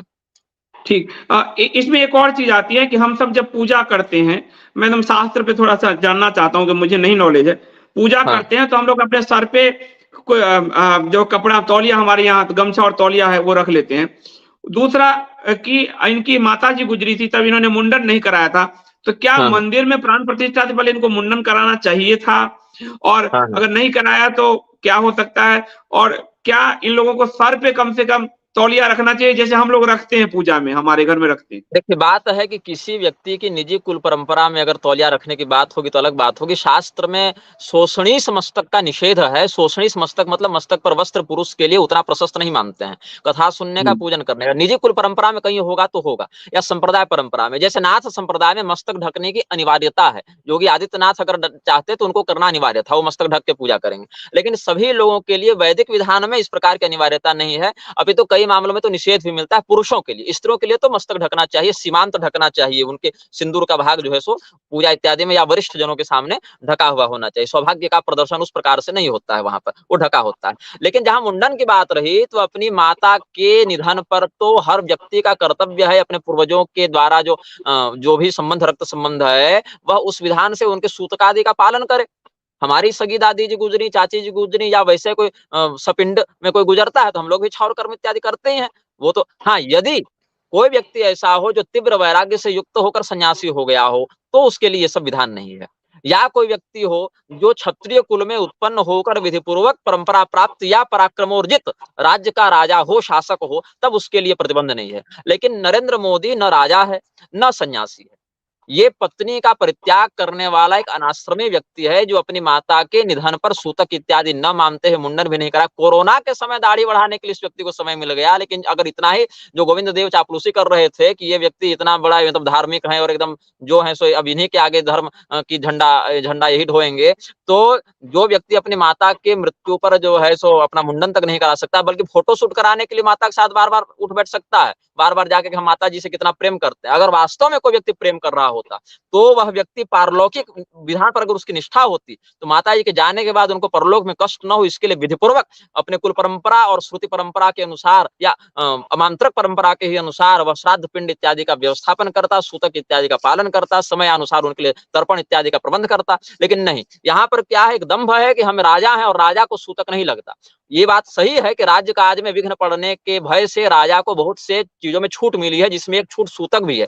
लेकिन ये राजा भी नहीं है। कब राज्याभिषेक हुआ, किस अधिकार से इस देश के राजा, और राजा है तो राजा क्यों नहीं लिखते हैं, प्रधानमंत्री क्यों लिखते हैं? तो जैसे राजा मैं नियम का बताऊं कि जैसे गोविंद देव जी ने कहा कि प्रधानमंत्री जी को 11 दिन तक कि आपको विदेश यात्रा नहीं करनी है, ये बात वो मान गए, पर पत्नी के साथ यज्ञ वाली बात नहीं मानी गई। तो मेरा असल में ये पूछना था कि क्या सुविधानुसार कुछ चीजों को माना जा सकता है, कुछ चीजों को नहीं माना जा सकता है, ये पूछना था मेरा। नहीं, सुविधानुसार नहीं माना जा सकता है, प्रमाण और विधि के अनुसार माना जा सकता है, उसमें उच्छृंखलता नहीं चलती है। यह शास्त्र विधि मुत्सृज्य वर्तते कामकारतः न स सिद्धिम अवाप्नोति न सुखम न पराम गतिम। जो व्यक्ति शास्त्र विधि का परित्याग करके मनमाना आचरण करता है, इच्छानुसार मानता और छोड़ता है, वह व्यक्ति न इस लोक में उसका कोई शुभ फल प्राप्त कर सकता है, अनंतर कर सकता है। गोविंद देव स्वयं विदेशगामी व्यक्ति हैं, वो क्या किसी को उचित और अनुचित का बोध सिखाएंगे? गोविंद देव गिरी स्वयं विदेशगामी, पतित, बहिष्कृत करने योग्य है। संन्यास के धर्म में कि शिवाजी महाराज के बाद सिर्फ प्रधानमंत्री मोदी ही हुए हैं जो धर्म की रक्षा के लिए आए हैं। एक शिवाजी थे, एक मोदी जी थे। शिवाजी अभी रहते तो ऐसे व्यक्ति का मस्तक स्वयं काट देते, जो गोहत्यारों के साथ उठता बैठता और गोहत्या का समर्थन करने वाले, गोमांस भक्षकों का समर्थन करने वाले व्यक्ति को अपना सरगना मानता हूँ। शिवाजी महाराज की तलवार अभी है नहीं, इसीलिए तो बोल रहे हैं ये लोग। राजा अगर वास्तव में क्षत्रिय कुलोत्पन्न कोई अभिषिक्त सम्राट होता, तो ये सब तो मृत्युदंड के अधिकारी थे शास्त्रीय संविधान में। चाहे कोई हो, महाराणा प्रताप हो, चाहे शिवाजी हो, चाहे कोई शास्त्रों का सम्मान करने वाला सम्राट हो। अरे मतलब आप संदीप जी बात कर रहे हैं शिवाजी के बाद, यहाँ तो चंपत राय ने इनको विष्णु भगवान का अवतार बता रखा है। चापलूसी का कोई अंत थोड़ी है। अच्छा, मैं उसके बाद ये जानना चाह रहा हूँ कि ये जो पूरा मंदिर है, इसमें पुराने जो रामलला विराजमान थे वो मूर्तियां रखी गई। कई लोगों की जो संशय थे वो सरकार ने दूर किया है, उसके लिए सरकार धन्यवाद की पात्र है।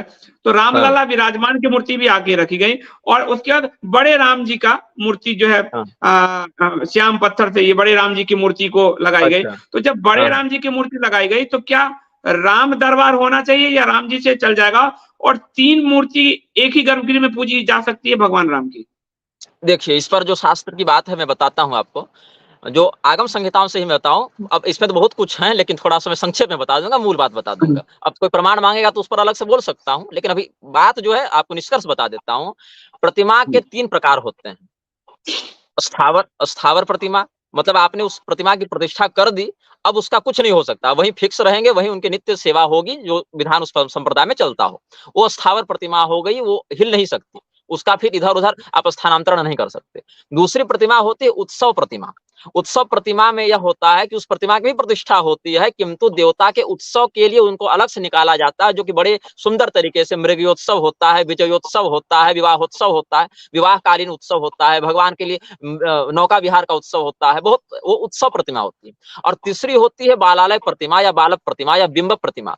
बिंब प्रतिमा और बालक प्रतिमा का प्रयोग कब होता है? जैसे आपकी मूर्ति जो स्थावर है, परमानेंट वाली है, स्थायी है, वो क्षतिग्रस्त हो गई, या किसी अनधिकृत व्यक्ति ने, पतित व्यक्ति ने, नास्तिक व्यक्ति ने उसका स्पर्श कर लिया, या किसी जानवर ने उसका स्पर्श कर लिया, कुत्ता इत्यादि ने स्पर्श कर लिया, या कोई सांप इत्यादि घुस गया मंदिर में, उसने स्पर्श कर लिया, या कोई व्यक्ति अंदर घुसा और वहीं मर गया, या कोई महिला अंदर घुसी रजस्वला हो गई, या कोई महिला घुसी उसका प्रसव हो गया, या कोई व्यक्ति घुसा तबियत खराब थी उसने मलमूत्र का परित्याग कर दिया, कुछ ऐसा हो गया कि जो आपकी अस्थायी प्रतिमा थी वो अशुद्ध हो गई, उसको पुनः प्रतिष्ठा या अभिषेक इत्यादि से शुद्ध करने की आवश्यकता पड़ी। तो तब तक भगवान की पूजा रुकनी नहीं चाहिए, उनकी पूजा वैकल्पिक रूप से छोटी वाली प्रतिमा में, बालक प्रतिमा में होती रहेगी। तो गर्भगृह में ये प्रतिमाएं रख सकती हैं, स्थावर प्रतिमा, उत्सव प्रतिमा, बालक प्रतिमा, ये सब का विधान तो है, ये मैं मान सकता हूँ, लेकिन विधिपूर्वक है, मनमानी तरीके से नहीं कि पहले हटा दो फिर जनता ने दबाव दिया तब धर भी दो फिर रख भी दो, ऐसा नहीं।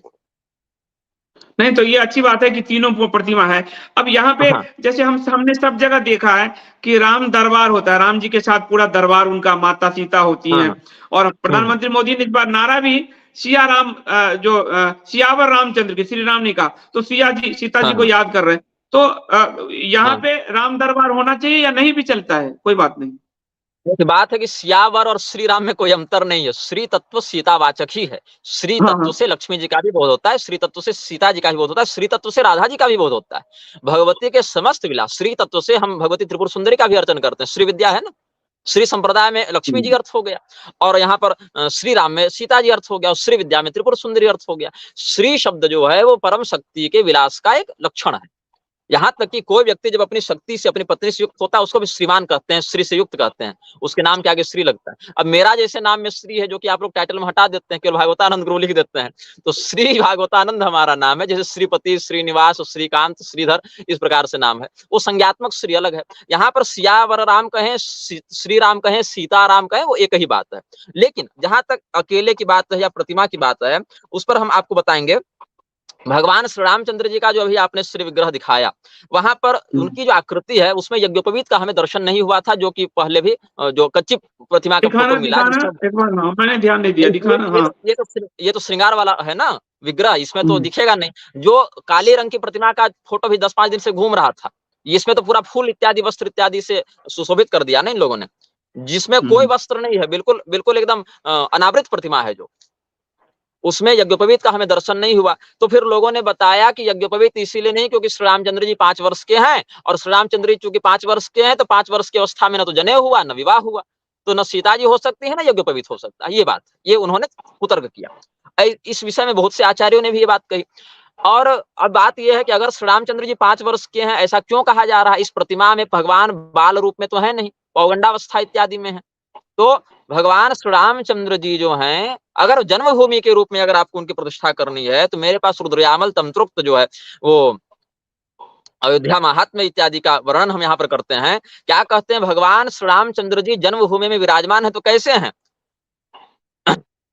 नीलीनम जननी क्रोड़े नीलाम्बुज समप्रभ, हाँ यही प्रतिमा, नीलीनम जननी क्रोड़े नीलाम्बुज समप्रभम प्रणम्य राघवम तत्र जन्मभूमि विधानता। भगवान श्री रामचंद्र जी कैसे हैं? तो कहा अपनी माता जी की गोद में बैठे हैं। तो या तो भगवान श्री रामचंद्र जी के ऐसे विग्रह का प्रयोग किया जाए जिसमें वो अपनी माता की गोद में बैठे हैं। अगर उस विग्रह का नहीं प्रयोग करते हैं, वो भी माता की गोद में कब बैठे? पहले तो भगवान आए तो चतुर्भुज रूप में आए ना, वो तो माता पुनि बोली सोमति डोली तजहु तात यह रूपा कीजे शिशु लीला तिप्रेशीला यह सुख परम अनुपा। तब भगवान जो है सुनी बचन सुजाना रोदन ठाना होई बालक सुरभूपा, तब भगवान बच्चा बने, छोटे बालक के रूप में आए। भगवान श्री रामचंद्र जी का अगर प्रकट होने वाला स्वरूप देखना है, वास्तव में उनका जन्मकालीन स्वरूप देखना है, तो चतुर्भुज रूप में होना चाहिए।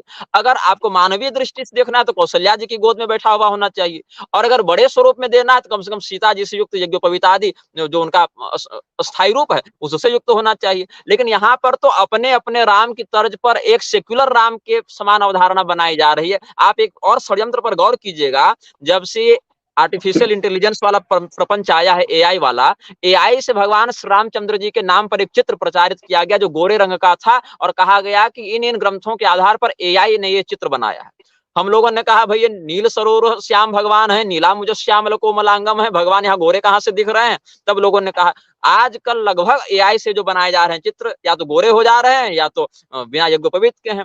बहुत बार आप ऐसा देखेंगे सीरियल इत्यादि में भी जो ब्राह्मणों का, क्षत्रियों का, पांडवों का भगवान का रोल कर रहे हैं उनमें यज्ञोपवीत ही नहीं है। तो इस प्रकार से एक नई विकृति को जन्म दिया जा रहा है। उधर मुरारी अपना अलग मंदिर बना बैठा है, स्मशान वाले जो चिता में फिर अग्नि दिलवाए थे ना, फेरा से विवाह करवाए थे, मुरारी बापू ने भगवान को शस्त्र विहीन कर रखा है, जबकि भगवान श्री रामचंद्र जी कौन है? रामस शस्त्र, हाँ यही चित्र, रामस शस्त्र भृता महम, भगवान श्री रामचंद्र जी शस्त्रधारियों में सर्वश्रेष्ठ हैं, ये बात है। हालांकि वल्लभाचार्य जी इत्यादि ने परशुराम भी अर्थ लगाया है, लेकिन अधिकांश आचार्यों ने श्री राम ही अर्थ लिया है इस श्लोक का। लेकिन भगवान श्री रामचंद्र जी शस्त्रधारियों में श्रेष्ठ है, मुरारी ने अस्त्र विहीन कर दिया। अब भगवान श्री रामचंद्र जी श्रुति स्मृति पुराण मर्यादा का पालन करने और करवाने वाले परम ब्रह्म हैं, उनको यज्ञोपवीत विहीन कर दिया, तर्क दिया कि बच्चे हैं। अरे भैया जब जन्मकालीन ही बनाना था तो नीलिनम जननी क्रोड़े क्यों नहीं बनाया, जो वहां का जन्मभूमि का जो स्वरूप है कि भगवती कौशल्या जी की गोद में बैठे हैं, माता से तुमने भगवान को अलग कर रखा है, अपनी नित्य सहधर्मिणी भगवती सीता जी से अलग कर रखा है, अपने शास्त्रोक्त यज्ञोपवीत आदि क्षत्रियोचित स्वरूप से अलग कर रखा है, ये कौन से राम का तुमने निर्माण किया है? नहीं, धनुष है, क्षत्रियोचित रूप तो है, धनुष तो एक हाथ में धनुष, एक हाथ में बाण है। यज्ञोपवीत नहीं है ना धनुष, धनुष तो बहेलिया भी धारण करके घूम सकता है, व्याधा धनुष धारण नहीं करता था क्या? धनुष केवल यज्ञोपवीत भी होना चाहिए। और अगर कहते हैं कि भगवान में यज्ञोपवीत अगर नहीं हो तो क्या नित्य पूजा में भी यज्ञोपवीत नहीं चढ़ाएंगे वो लोग? नित्य पूजा में यज्ञोपवीत चढ़ाएंगे नहीं चढ़ाएंगे वहां के अर्चक लोग? आज तो मुझे यज्ञोपवीत चढ़ता हुआ नहीं दिखा था, मैं पूजा पूरा देखा हूँ और यज्ञोपवीत चढ़ता हुआ तो मुझे नहीं दिखा है। लेकिन अब पता नहीं, क्योंकि जब तक वहां देख के आए नहीं तब तक समझ से बाहर आया होगा, मैं तो कह नहीं सकते। एक बात और है, मैं ये आपसे शास्त्र से जानना चाहता हूँ, क्योंकि इसको विवाद का विषय बनाया गया कि ये जो पुरी के शंकराचार्य जी हैं, उन्होंने कहा कि अगर मोदी जाएंगे मूर्ति का स्पर्श करेंगे तो क्या हम लोग ताली बजाएंगे। आज सारे जितने भी आप देखेंगे श्री श्री बाबा रामदेव, ये सब प्रधानमंत्री से हाथ मिलाने के लिए मरे जा रहे थे, उस तरह का व्यवहार कर रहे थे, मतलब साधुता गायब थी उन सब की। तो और प्रधानमंत्री जी ने मूर्ति स्पर्श किया, तो क्या शासक के कारण मूर्ति नहीं छू सकते या यजमान होने के कारण नहीं छू सकते? जाति का संदर्भ तो नहीं आता। देखिए बात ऐसी है, भगवान की दो प्रकार की प्रतिष्ठा होती है। एक प्रतिष्ठा तो निजी प्रतिष्ठा हो गई, जो कि कोई भी व्यक्ति अपने घर में भगवान की आराधना कर सकता है, आप हो, हम हो, कोई हो, उसमें तो कोई भी मनुष्य हो वो भगवान की आराधना अपने घर में कर सकता है, जिसको गृह प्रतिष्ठा कहते हैं। जो गृह की प्रतिष्ठा हो गई, भगवान के प्रतिष्ठा विधान में इनका वर्णन है, गृहार्चा कहते हैं उसको। ब्राह्मण हो, क्षत्रिय हो, वैश्य हो, शूद्र हो, नपुंसक हो, स्त्री हो, पुरुष हो, वर्णशंकर हो, चांडाल हो, उससे कोई मतलब नहीं। भगवान के हाँ मंत्र उसमें बदल जाते हैं। ब्राह्मण है तो पुरुष सूक्त से अर्चन करेगा, और क्षत्रिय इत्यादि है और अगर वेद का अध्ययन उसने नहीं किया है तो पौराणिक मंत्रों से करेगा। शूद्र इत्यादि जो नमस्कारांत मंत्रों से करेंगे। वो मंत्र का कुछ अंतर हो सकता है, लेकिन भगवान की पूजा में निजी प्रतिष्ठा जो घर में होती है उसमें उनका अधिकार है। अब बात है कि मंदिर की प्रतिष्ठा जो होती है वो तो सार्वजनिक हो गई, सभी लोग उस व्यक्ति के द्वारा प्रतिष्ठित प्रतिमा का पूजन करेंगे। तो उसमें क्या होता है कि ब्राह्मण के द्वारा की गई जो प्रतिष्ठा है उस प्रतिष्ठा में स्पर्श पूर्वक जो न्यास होता है उस प्रतिष्ठा में सभी लोग पूजा कर सकते हैं, किसी को मना ही नहीं है। क्षत्रिय के द्वारा प्रतिष्ठा में क्षत्रिय के अलावा बाकी लोग, क्षत्रिय के साथ साथ बाकी लोग कर सकते हैं, ब्राह्मणों के लिए वह उचित नहीं। तो मतलब अगर ब्राह्मण प्रतिष्ठा करे तो सभी लोग उसकी पूजा कर सकते हैं, क्षत्रिय करे तो क्षत्रिय वैश्य शूद्र कर सकते हैं, वैश्य करे तो वैश्य और शूद्र कर सकते हैं, शूद्र व्यक्ति करे तो केवल शूद्र ही उसमें पूजा कर सकते हैं, अन्य नहीं। तो भगवान, क्योंकि उसमें यह होता है कि जब आप देवता की प्राण प्रतिष्ठा करते हैं तो देवन्यास आत्मन्यास के साथ हृदय के माध्यम से प्राण का वहां पर आधान करने का विधान है। तो जो यजमान स्वयं अशुद्ध होगा या जो व्यक्ति स्वयं संस्कृत नहीं होगा, जो स्वयं जो है शोधन विधान के अनुसार नहीं चलेगा, तो ऐसे व्यक्ति के द्वारा प्रतिष्ठित विग्रह को तो हम शुद्ध नहीं मानेंगे। तो इसीलिए पूरी के शंकराचार्य जी ने सही कहा। और छोड़िए, पूरी के शंकराचार्य जी ने अगर जाति की बात कहें, ब्राह्मण भी जो प्रधान अर्चक है उसके अतिरिक्त ब्राह्मण भी उसका स्पर्श नहीं कर सकता, यहाँ तक कि अन्य दीक्षा वाला व्यक्ति भी नहीं कर सकता। अगर स्वामी विद्याभास्कर जी हो, स्वामी राघवाचार्य जी हो, ये सब अगर कामाख्या चले जाएं तो क्या वहां पर उनको विधान पूर्वक देवी प्रतिमा का स्पर्श करने बनेगा? नहीं बनेगा। अगर हम ही श्रीरंगम चले जाएं, तिरुपति चले जाएं या कहीं और वैष्णव तीर्थों में चले जाएं तो क्या हम भगवान की प्रतिमा को छू सकते हैं? नहीं। मैं पांचरात्र में दीक्षित नहीं हूं, मैं वैखानस में दीक्षित नहीं हूं, मैं उनका स्पर्श नहीं कर सकता हूं। ये तो हम लोगों में इतना भेद हो जाता है, जबकि अपने संप्रदाय में वो भी ऊपर है, हम भी ऊपर हैं। लेकिन बात यह है, अन्य दीक्षा वाला व्यक्ति स्पर्श पूर्वक पूजन नहीं कर सकता। अभी हम उज्जैन गए, प्रसिद्धि मंदिर में हम वहां प्रवेश किए, वहां के जो पुजारी जी थे वो हमको गर्भगृह में प्रवेश कराए, उन्होंने कहा पूजन कीजिए। हम बस एक कमल का पुष्प उठाकर भगवती को अर्पित किए, स्पर्श नहीं किए, क्योंकि वहां पर अर्चक का अलग अधिकार होता है, वहां पर हम लोग नहीं जा सकते, वहां पर हम लोग स्पर्श पूर्वक पूजन नहीं कर सकते। तो भगवान अच्छा यह कहते हैं कि जो व्यक्ति भगवान की निजी प्रतिष्ठा करता है अपनी सेवा के लिए, वो तो छुएगा ही, वो तो पूजा करेगा ही। लेकिन जो सार्वजनिक प्रतिष्ठा होती है उसमें प्रधान आचार्य आदि के ही माध्यम से या विशुद्ध यजमान के ही माध्यम से वहां पर उस प्रतिमा का स्पर्श किया जा सकता है। आप लोग मतलब समाज वाले बात करते हैं, रामानंद संप्रदाय के अनुसार प्रतिष्ठा हो रही है, रामानंद संप्रदाय व्याख्यानसागम पर चलता है, हम वहां पर आपको क्रियाधिकार क्या करना चाहिए और क्या नहीं करना चाहिए इस पर आते हैं। यज्ञाधिकार से आपको हमने बताया, पत्नी विरहित का निषेध, यज्ञ में अधिकार है कि नहीं, अब क्रिया में अधिकार है कि नहीं इस पर बात करते हैं। तो भृगु संहिता के क्रियाधिकार में जो 24वां अध्याय, वहां क्या कहते हैं, अर्चकान्यत द्विजय स्पृष्टे शुद्धोदय अभिषेचयेत सप्तभि क्षत्रिय स्पृष्टे कलशय स्नापयेद हरिम स्नापयेद वैश्य संस्पर्शे चतुर्विंशतिभिस्तथा शांति होमं च जुहुयात शक्तितो भोजेत द्विजान अश्वत्तर शतय शूद्रय संस्पर्शे स्नापयेत तथा महाशांतिम ततो हुत्वा ब्राह्मणानपि भोजयेत स्पृष्टेनुलोमे शूद्रोक्त प्रायश्चित्तम समाचरेत प्रतिलोमाश्च पतिताः पाषंडा वेद दूषका नास्तिका भिन्न मर्यादा यदि पश्यन्ति मोहतः हविर्वा यदि पश्यन्ति स्वशूद्र स्पर्शने यदि देवेशाया निवेद्यैव तदभि प्रक्षिपेत जले। अर्थ यह है कि जो व्यक्ति उस संप्रदाय में दीक्षित ब्राह्मण नहीं है, उसके अतिरिक्त बाकी लोग उस प्रतिमा का स्पर्श नहीं करें। जैसे आप मोदी को छोड़िए, हम भी अगर जाएं या शंकराचार्य जी भी अगर जाएं तो मैं उनको भी बता दूं या उनके अनुयायियों को भी बता दूं, वो अगर रामानंद संप्रदाय का मंदिर सही में होगा ना तो आप भी नहीं छू सकते हैं। इसका कारण क्या है, आप अन्य दीक्षा युक्त हैं, आप वैखानस मत में दीक्षित तो है नहीं, तो इसीलिए आप भी स्पर्श नहीं कर सकते, हम भी नहीं कर सकते, मोदी भी नहीं कर सकते। अब हम लोग क्यों नहीं कर सकते, हम लोग क्यों हैं, अन्य द्विज में आएंगे, इसीलिए हम लोग नहीं कर सकते। जो वहां नित्य सेवा उस विधान और संप्रदाय के अंतर्गत कर रहा है वही व्यक्ति स्पर्श कर सकता है, और वह व्यक्ति विप्र ही होना चाहिए, नहीं कि कोई भी व्यक्ति दीक्षा ले ले तो कर लेगा। स्वकर्म निरत स्वधर्म निष्ठ व्यक्ति होना चाहिए, परधर्माश्रित अधर्म का आश्रय लेने वाला, क्रमित करने वाला, वर्णातिक्रम करने वाला व्यक्ति नहीं होना चाहिए। और वहां पर अगर हम लोग छू लें ना तो भगवान के जो अगर दूसरे ब्राह्मण छू लें अन्य संप्रदाय वाले तो भगवान का पूरा अभिषेक होगा, ऐसे शुद्धि होगी। और अगर क्षत्रिय छू ले तो 7 कलश से अभिषेक होगा, वैश्य छू ले तो 24 से होगा, और शूद्र छू ले 108 से होगा, या वर्णशंकर इत्यादि भी छू ले तो 108 से होगा कलश से।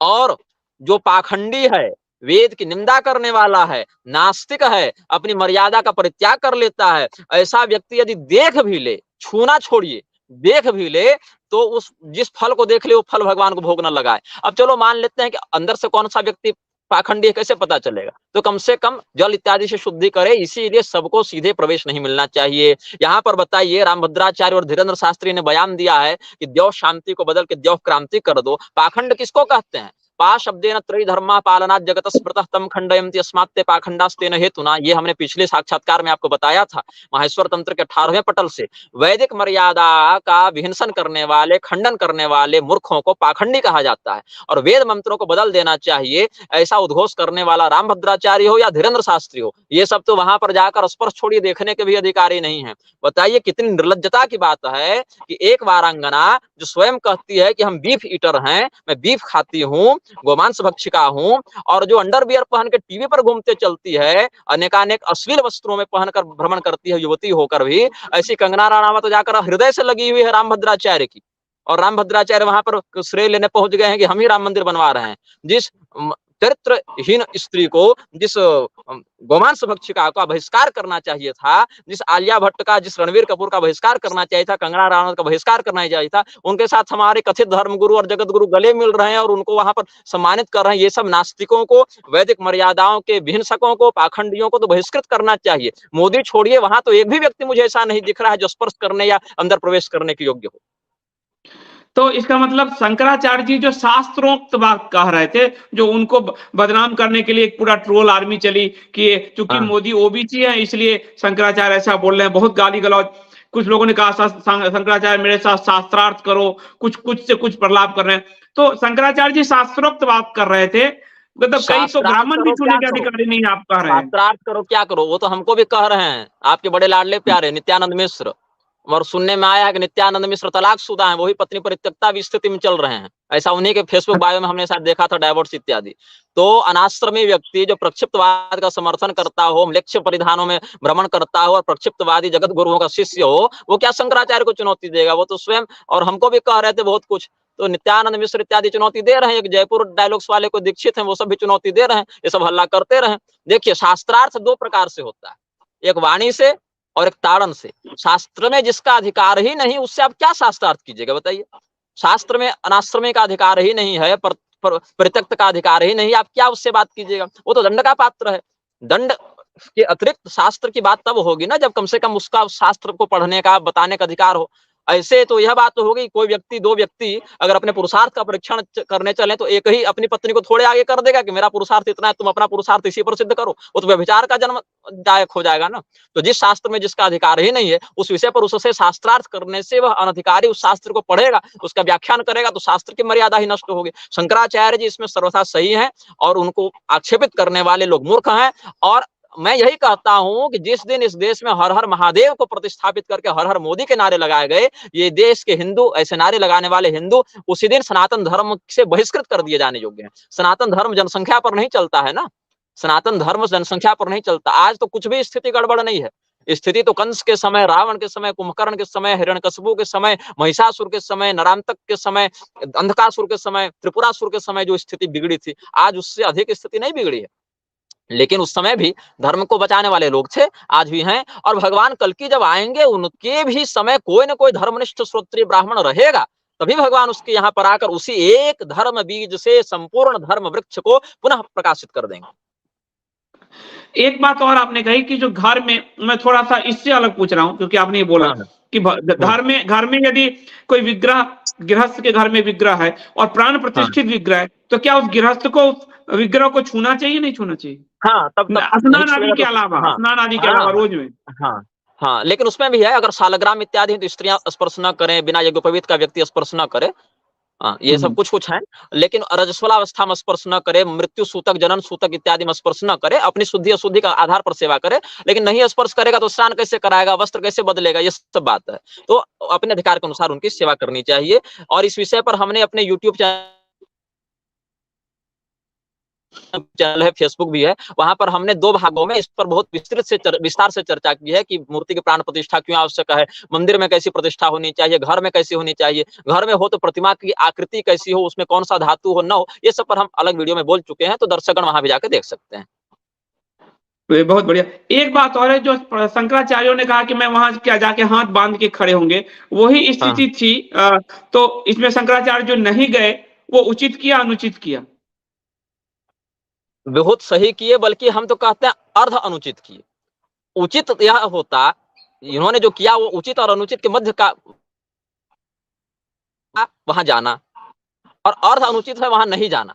और उचित क्या होता कि शंकराचार्य जी के पास जितने शिष्य हैं, जो आदित्य वाहिनी से जुड़े हों, पुरी वाले हों, चाहे जो और भी संस्थाओं से जुड़े हों, सभी शिष्यों को एकजुट करते, क्योंकि पुरी के शंकराचार्य यह उद्घोष करते हैं अयोध्या हमारे शासनाधिकार में है, तो वहां पर अपने शिष्यों को लेकर जाते, जैसे वीरभद्र गए थे दक्ष के यज्ञ में, और दक्षम सयज्ञम जहिमत भट्टानाम त्वमग्रणी रुद्र भट्टान सको में, जैसे नरेंद्र मोदी अपने साथ हथियारबंद लोगों को लेकर आया और अयोध्या पर कब्जा करके उसने दिखाया कि हम यही करेंगे, वैसे शंकराचार्य अगर स्वयं को शासकों का शासक मानते हैं,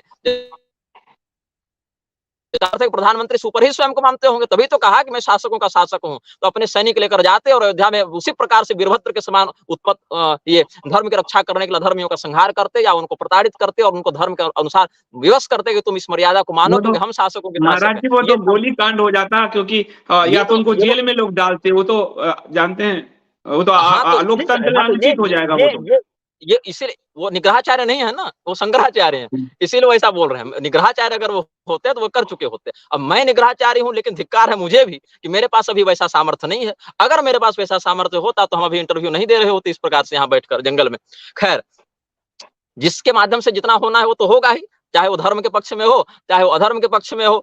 लेकिन बात ये है यहाँ पर शंकराचार्य जी की जो बात है कि वहां गए कि नहीं गए, कल अयोध्या जी के बहुत से संतों से हमारी बात हुई, उन्होंने सीधा सीधी यही कहा कि महाराज हम जल में रह के मगर से बैर नहीं कर सकते हैं, ये समस्या है हमारे साथ।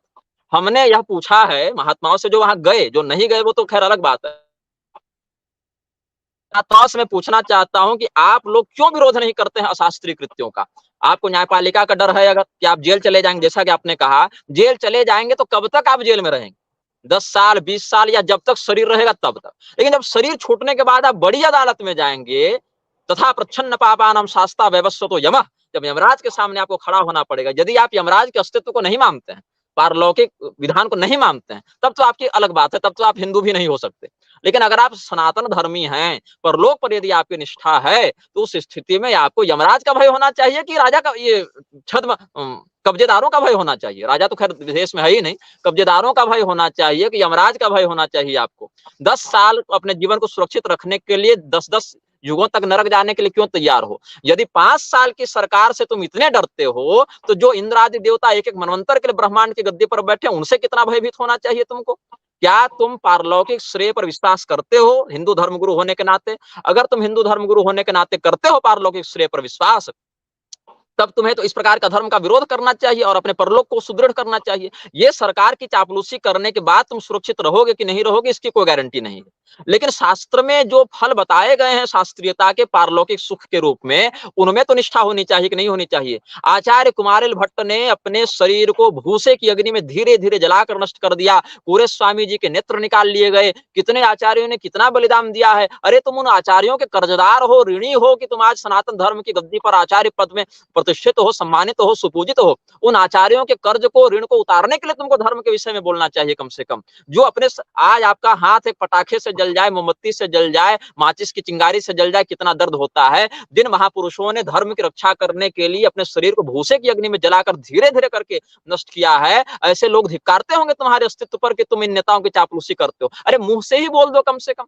हम थोड़े कह रहे हैं, वो तो हमने कह दिया एक बात की चलो सेना लेकर पहुंच जाते, जो कि लोकतंत्र जब समाप्त होगा तो उसका अंत ऐसे ही होगा। चाहे आप कर दें, चाहे मुसलमान कर दे। वो तो भारत में लोकतंत्र का अस्तित्व बहुत ज्यादा नहीं है। वो जब तक हिंदू है बहुसंख्यक, तब तक वो ढो रहा है चापलूसी। एक बार मुसलमान अच्छी खासी जनसंख्या में हावी होगा, तब फिर सब कुछ अपने अनुसार वो कर लेगा। अब उससे पहले आप कर लें तो आपकी अच्छी बात है, आपकी विजय होगी। लेकिन ये तो होगा, चाहे वो आप करें चाहे वो मुसलमान करें, वो तो कर लेंगे। आप लेकिन बात यहाँ आज पर ये आपने है। ये हाँ मलेच्छों पे बात की है, प्राण प्रतिष्ठा के लिए देश भर में हिंदुओं पे जो हिंदुओं ने जुलूस निकाले हैं, कलश हाँ हाँ यात्रा निकाली है। तो महाराष्ट्र में 2 जगह और हाँ हाँ शायद गुजरात में 2 जगह वहां पे हाँ हिंदुओं पे पथराव हुए हैं। मलेच्छों की महिलाओं ने पथराव किए हैं। बड़ा विप्लव हुआ है वहां पे। और आज मंदिर के उद्घाटन में हाँ जो जनता के उसमें एक मुस्लिम को भी आमंत्रित किया हुआ था, वो साफ दिख रहा था। अंसारी तो नहीं, दूसरे मुस्लिम भी बुलाए गए थे। तो ये क्या संदेश है? मतलब एक तरफ उनका आकलन हो यहाँ रहा है, पर एक क्या तरफ वो है मंदिर ना, में आतिशी हैं। यहाँ पर क्या है, मुसलमानों को प्रसन्न करने की चापलूसी है कि पहली मिट्टी रखाएगा, मुसलमान के हाथ से मिट्टी आएगी, पहली ईंट मुसलमान रखेगा, कारीगरों के रूप में मुसलमान को बुलाएंगे, उज्बेकिस्तान से जल लेके आएंगे।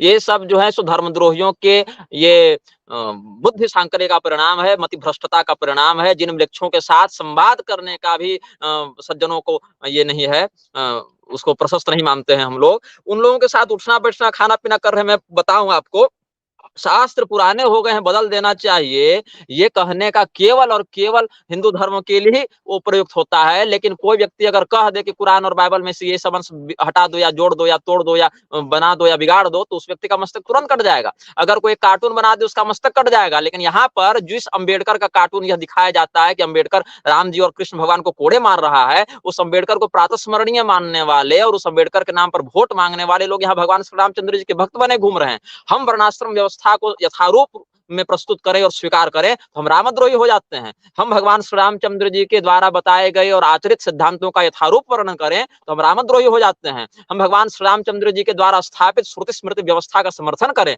हम रामद्रोही हो जाते हैं। और जो गोमांस भक्षण का समर्थन करते हैं, जो श्री रामचंद्र जी के द्वारा स्थापित या संरक्षित वर्णाश्रम का विरोध करते हैं, जो भगवान श्री रामचंद्र जी को इमाम हिंद बताते हैं, म्लेच्छ के साथ बैठाते हैं, जो भगवान श्री रामचंद्र जी को तो कई बार भगवान भी नहीं बल्कि पुरुष कोटि में रखते हैं, मनुष्य कोटि में रखते हैं, ऐसे मूर्ख और ऐसे अधम आज भगवान के राम भगवान के भक्त और राम भगवान के उद्धारक बने घूम रहे हैं। और मोदी का कार्टून मैंने देखा कि वो मोदी तो बैठा हुआ है कुर्सी पर, ऐसे कुछ लिख रहा है और भगवान श्री रामचंद्र जी पीछे खड़े होकर उसको देख रहे हैं कि मेरा भी घर पास हो रहा है। भगवान कृष्ण का कार्टून देखा जिसमें यशोदा मैया जो है उनको कह रही है कि घबरा मत बेटा, रो मत बेटा, मोदी जी तुम्हारा भी घर बनाएंगे। भगवान श्री रामचंद्र जी का हाथ पकड़कर इतना विशाल का शरीर लेकर और भगवान छोटे से मोदी ले जा रहा है मंदिर में। बात यहाँ पर है कि इस प्रकार से जो अवैध महिमा मंडन व्यक्तियों का किया जा रहा है, ये गर्हित है और शास्त्रीय संविधान में दंडनीय है। हाँ, यही ये कहा। वाला फोटो का हाँ, हाँ, हाँ। क्या अगर ऐसा ऐसा अगर पैगंबर का बना दिया जाए तो क्या औकात है मोदी की कि देश में होने वाले विप्लव को रोक लेगा? ठीक बात है, दुखद है ये तो। और इसलिए सारे जो मैं दर्शकों से कहूँगा कि इसके बाद आप प्रश्न पूछ सकते हैं स्वामी जी से, और हाँ, स्वामी जी क्योंकि से हम संध्या प्रश्न काल हो रहा है और अंधेरा होने वाला है जंगल में अब। बस 2-2 मिनट में एक मुहूर्त पे कह दीजिए, उस पे विमर्श नहीं हो पाया। आज का हाँ, मुहूर्त है शास्त्र के अनुसार, और चूंकि 84-85 सेकंड कहा गया, लेकिन पूजा तो मैं देखा हूँ प्राण प्रतिष्ठा 1:20 तक चला, करीब 1 घंटे तक चला है वो। तो हम्म, जो हमारे शंकराचार्य जी ने कहा कि भय, दुर्भिक्ष और मृत्यु, ये 3 चीज घटित होता है अगर आसुरी शक्ति आ जाए। हाँ, तो हाँ। आपको ऐसी कोई आशंका तो नहीं लग रही है? देखिए, बात है कि अविधि पूर्वक किया गया तो दुष्परिणाम ही जन्म देगा। रही बात मुहूर्त की, गणेश्वर शास्त्री द्रविड़ को यहाँ बलि का बकरा बनाया गया है। सीधी बात मैं यही समझता हूँ।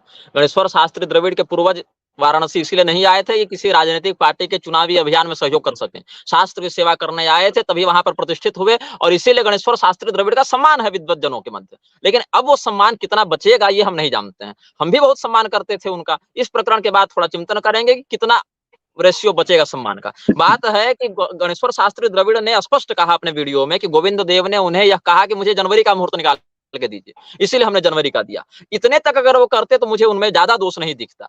लेकिन उन्होंने क्या कर दिया, कह दिया कि आगे 2024 में नहीं है, 2025 में नहीं है, ये सब मुहूर्त नहीं, 26 में भी सुने कुछ समय तक मुहूर्त नहीं है। अगस्त संहिता कहती है कि चैत्र शुक्ल नवमी श्री राम नवमी को, और कुछ बलाबल मिले न मिले, रामनवमी होने भगवान की प्रतिष्ठा की जा सकती है। गणेश्वर शास्त्री द्रविड़ ने रविवार होने से 2025 की रामनवमी को निरस्त कर दिया और यहाँ पर बुधवार कह के निरस्त कर दिया। मतलब वार इतना प्रबल हो गया कि रामनवमी पर हावी हो गया, और आज से पहले हावी नहीं होता था। अगस्त जी के वचनों के विरुद्ध जाकर गणेश्वर शास्त्री द्रविड़ ने अपने शास्त्र ज्ञान के साथ छल किया है, और शास्त्र का प्रकोप उनको अवश्य भोगना पड़ेगा। यह जन्मनि पर जन्मनि वा। अब बात है कि भगवान श्री रामचंद्र जी की प्रतिष्ठा के लिए क्या यह अंतिम मुहूर्त था?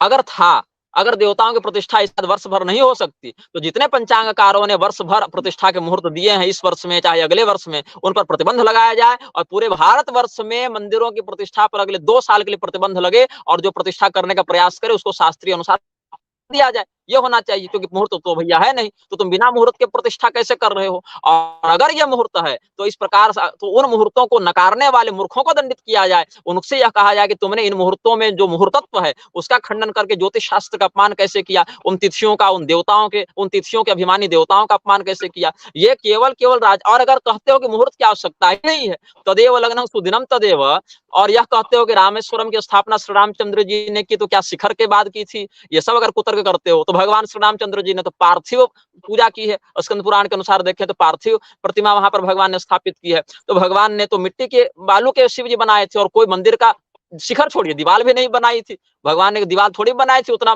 पत्थर मंगवा कर।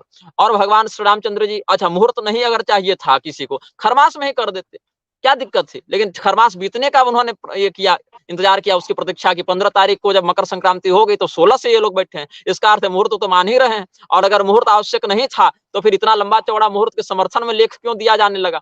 मानना इनको सब है कि ये वो सब मुहूर्त के समर्थन में भी बात होने लगी, शिखर भी बन गया, लेकिन शंकराचार्यों को बदनाम करने के बाद। और अभी तो हम देख रहे हैं कि स्वामी अविमुक्तेश्वरानंद सरस्वती जी इत्यादि भी बात से कुछ कुछ पीछे हट रहे हैं कि हम मोदी के विरोधी नहीं है भैया, समर्थक हैं। सत्ता से सब डर रहे हैं। बात यह है, अगर आप ही अशास्त्रीय विधि से चलने वाले तंत्र का समर्थन करेंगे तो धर्म और धर्म के अनुयायी जनता का संरक्षण कौन करेगा? ये मेरा प्रश्न है। अब इस पूरे प्रकरण में 2 ही लोग बचे हैं, एक हम और एक पूरे के शंकराचार्य जी। अब शंकराचार्य जी इतना खुलकर तो अभी नहीं बोल रहे हैं, कुछ समय से वो भी ठंडे ही चल रहे हैं, दबी जबान बोल रहे हैं। अब हम इस प्रकरण में बन गए हैं खलनायक। बहुत से लोग बहुत कुछ बोल रहे हैं हमारे पास भी, हमारे मीडिया प्रभारी के पास भी, लेकिन बात यह है, हमें भय अगर किसी का है, अपने कर्म का भय है, क्योंकि अपने कर्म को भोगने के लिए हमें ही प्रस्तुत होना पड़ेगा। बाकी के कर्म को तो वो भोग लेंगे, और हमारे कर्म में अगर वो भोगना नहीं लिखा होगा तो कोई दूसरा हमें वो फल प्रदान कर नहीं सकता। इसीलिए हम जो शास्त्र की बात है वही बोलेंगे, क्योंकि निग्रहाचार्य के रूप में हम अभिषिक्त इसीलिए नहीं हुए हैं कि हम किसी व्यक्ति की चापलूसी करें और ब्रांडिंग करें। यहाँ पर कोई मोदी, आरएसएस, सोनिया, राहुल और कांग्रेस, बीजेपी की बात नहीं है, बात है पूरे तंत्र की, बात है पूरी व्यवस्था की, एक ऐसी व्यवस्था की जो शास्त्र के विरोध के लिए, शास्त्र के विरुद्ध होने के लिए, शास्त्र की हिंसा करने के लिए ही अंग्रेजों के द्वारा बनाई गई है, और उससे पहले मुगलों के द्वारा बनाई गई थी। और इन सबों में अंग्रेज, मुगल, भारतीय सरकार ये सब कुछ नहीं है, ये सब कलिपुरुष के द्वारा, म्लेच्छों के प्रस्तोताओं के द्वारा एक बरसे बसाए सिंडिकेट के माध्यम से कई वर्षों से चल रहा है। शास्त्र पर आक्रमण करने वालों के चेहरे बदल जाते हैं, मंदिर तोड़ने वालों के चेहरे बदल जाते हैं, धर्म की हिंसा करने वालों के चेहरे बदल जाते हैं, क्रिया बस वही रह जाती है। हम क्रिया के विरोधी हैं, चाहे वो किसी भी चेहरे के माध्यम से हो। किसी भी इसके बाद प्रश्न लेते हैं, एक छोटा सा, चूंकि आप राजनीति ले आए, एक चीज आ गया इसमें कि हाँ, ये भी कहा जा रहा है कि बाई चांस नरेंद्र मोदी तो आएंगे सत्ता में, लेकिन बाई चांस कुछ उल्टा सीधा हो जाए, बहुमत से हाँ, पीछे रह जाए, ये दिया गया हाँ, तर्क है। तो हाँ, ऐसे में कांग्रेस आदि आएगी तो मंदिर को तो वहीं रोक देगी, वो मंदिर बनने नहीं देगी। इसीलिए हाँ, मोदी जी ने इसको पहले कर दिया ताकि मंदिर हाँ। निर्माण में भविष्य में कोई बाधा ना आए। अच्छा, अच्छा। तो मंदिर में अगर प्रतिष्ठा हो जाएगी तो फिर क्या होगा अगर कांग्रेस चाह लेते, अगर अभी अभी उनकी अगर सत्ता नहीं आती है, आप राम जी को क्या समझे हैं? अपने चुनावी सीट जिताने का नौकर? कि राम जी की हम प्रतिष्ठा कर देंगे और उनको सत्ता मिल जाए, इसके लिए आप राम जी को समझ रखे हैं क्या? भगवान श्री रामचंद्र, राम एवं परम ब्रह्म, श्री राम ब्रह्म तारकम या तारकः, ये तो भगवान श्री रामचंद्र जी आराध्य हैं, उनके चक्कर में कल को अगर इस प्रकार की व्यवस्था हो जाए, तुम तो गाय कटवा दोगे सड़क पर ताकि हिंदू उत्तेजित हो जाए और हमें वोट दे, फॉल्स फ्लैग ऑपरेशन चलवा दोगे। भगवान श्री रामचंद्र जी का अगर तुम्हें इतना ही था तो 2019 में ही तुम करवा देते ना प्रतिष्ठा, कि पहले प्रतिष्ठा हो जाए भैया, रामेश्वरम के समान बिना मंदिर के ही प्रतिष्ठा हो जाए और उसके बाद मंदिर बनता रहेगा। ऐसा तो किया नहीं, और रामलला की पूजा तो पहले से भी हुई। अगर भगवान श्री रामचंद्र जी की पूजा प्रधान होती, वो तो टेंट में हो ही रही थी, पूजा अगर प्रधान नहीं है, केवल मंदिर प्रधान होता, तो फिर भगवान की प्रतिष्ठा का नाटक करने की आवश्यकता क्यों है? भगवान प्रधान है कि वो संरचना प्रधान है? अगर संरचना को प्रधान मानते हो तो फिर संरचना में भगवान की मूर्ति बैठाने की क्या आवश्यकता है? और अगर भगवान को प्रधान मानते हो तो भगवान तो वो लघु विग्रह में इतने वर्षों से पूजित हो ही रहे थे, उनकी पूजा हो ही रही थी। ये भगवान के लिए नहीं किया गया कि मंदिर बने ही बनेगा, ये किया गया है अपने राजनीतिक स्वार्थ के लिए। अगर भगवान और मंदिर की इतनी चिंता होती तो काशी में हजारों हजार लोगों को बुलाकर और उस पर उतना विध्वंस नहीं किया जाता। कामाख्या में भी हो रहा है, अयोध्या, वृंदावन, सब जगह जो विध्वंस हो रहा है, तीर्थों को जो पर्यटन स्थल और बाद में वेश्यालय के रूप में परिणत किया जा रहा है, होटलबाजी करवाया जा रहा है यहाँ पर, ये सब के सब केवल अपने राजनीतिक स्वार्थ की सिद्धि में किया जा रहा है। इसमें न कहीं धर्म है और न कहीं देवता है, ये पंचधा अधर्म का एक आभासीय छलात्मक ये द्रोह है। थ्रो है। तो बहुत बहुत धन्यवाद महाराज जी आपका। कुछ बस सुपर चैट केवल ले लो, क्योंकि महाराज जी जंगल में बैठे हैं, संध्या हो रही है, ठंड भी हाँ, लगेगी उनको, तो जो है और वो तपस्या में जाएंगे, तो फटाफट जो है सुपर चैट सब ले लो मिंटू।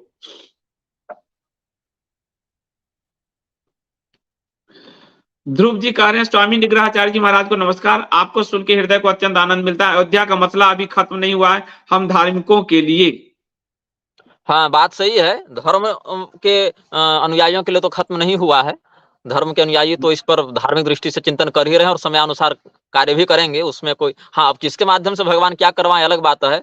तो भगवान अब बहुत लोग इसमें यह भी कुतर्क कर रहे हैं कि इतना ही है तो तुम मथुरा और काशी पर क्यों नहीं करते हो। मैं आपको बताऊं कि मथुरा और काशी पर हमने एक लेख प्रसारित किया था, वहां के शास्त्रीय प्रमाणों से युक्त, पहले भी पिछले यूट्यूब चैनल पर भी था, वो प्रतिबंधित करवा दिया गया रामभद्राचार्य और इस्कॉन के समर्थकों के द्वारा। तो हमने दूसरा चैनल बनाया जिस पर वो वीडियो कल संध्या को प्रसारित हो जाएगा, मथुरा और काशी पर। लेकिन निर्णय देने में, इस प्रकार के निर्णयों में हम वर्तमान न्यायपालिका को अधिकृत ही नहीं मानते हैं, इसलिए कोर्ट इत्यादि मेरी निष्ठा श्रद्धा है ही नहीं पहले से, नहीं, उन लोगों को हम इसी में अधिकृत नहीं मानते। लेकिन हमने सार्वजनिक रूप से लेख, वीडियो इत्यादि डाल रखे हैं कि शास्त्र में उन मंदिरों से संबंधित या तत्वों से, स्थान से संबंधित क्या प्रमाण है, वो हमने पहले ही लिखकर सार्वजनिक डाल चुके हैं और हमने उस विषय में वीडियो भी जारी कर चुका है। और अब महाराज जी बात रही उसका एक और तर्क है एक और तर्क है कि वो जो कह रहे हैं हाँ, कि काशी मथुरा करा लो, तो काशी हाँ, मथुरा कराने के लिए लोग, मतलब मैं अगर आधुनिक व्यवस्था को मानता हूं, अगर आप नहीं हाँ, मानते, तो हाँ, काशी हाँ, मथुरा कराने के लिए तो लोग कोर्ट में उसी तरह लड़ ही रहे जैसे अयोध्या के लिए लड़ रहे थे।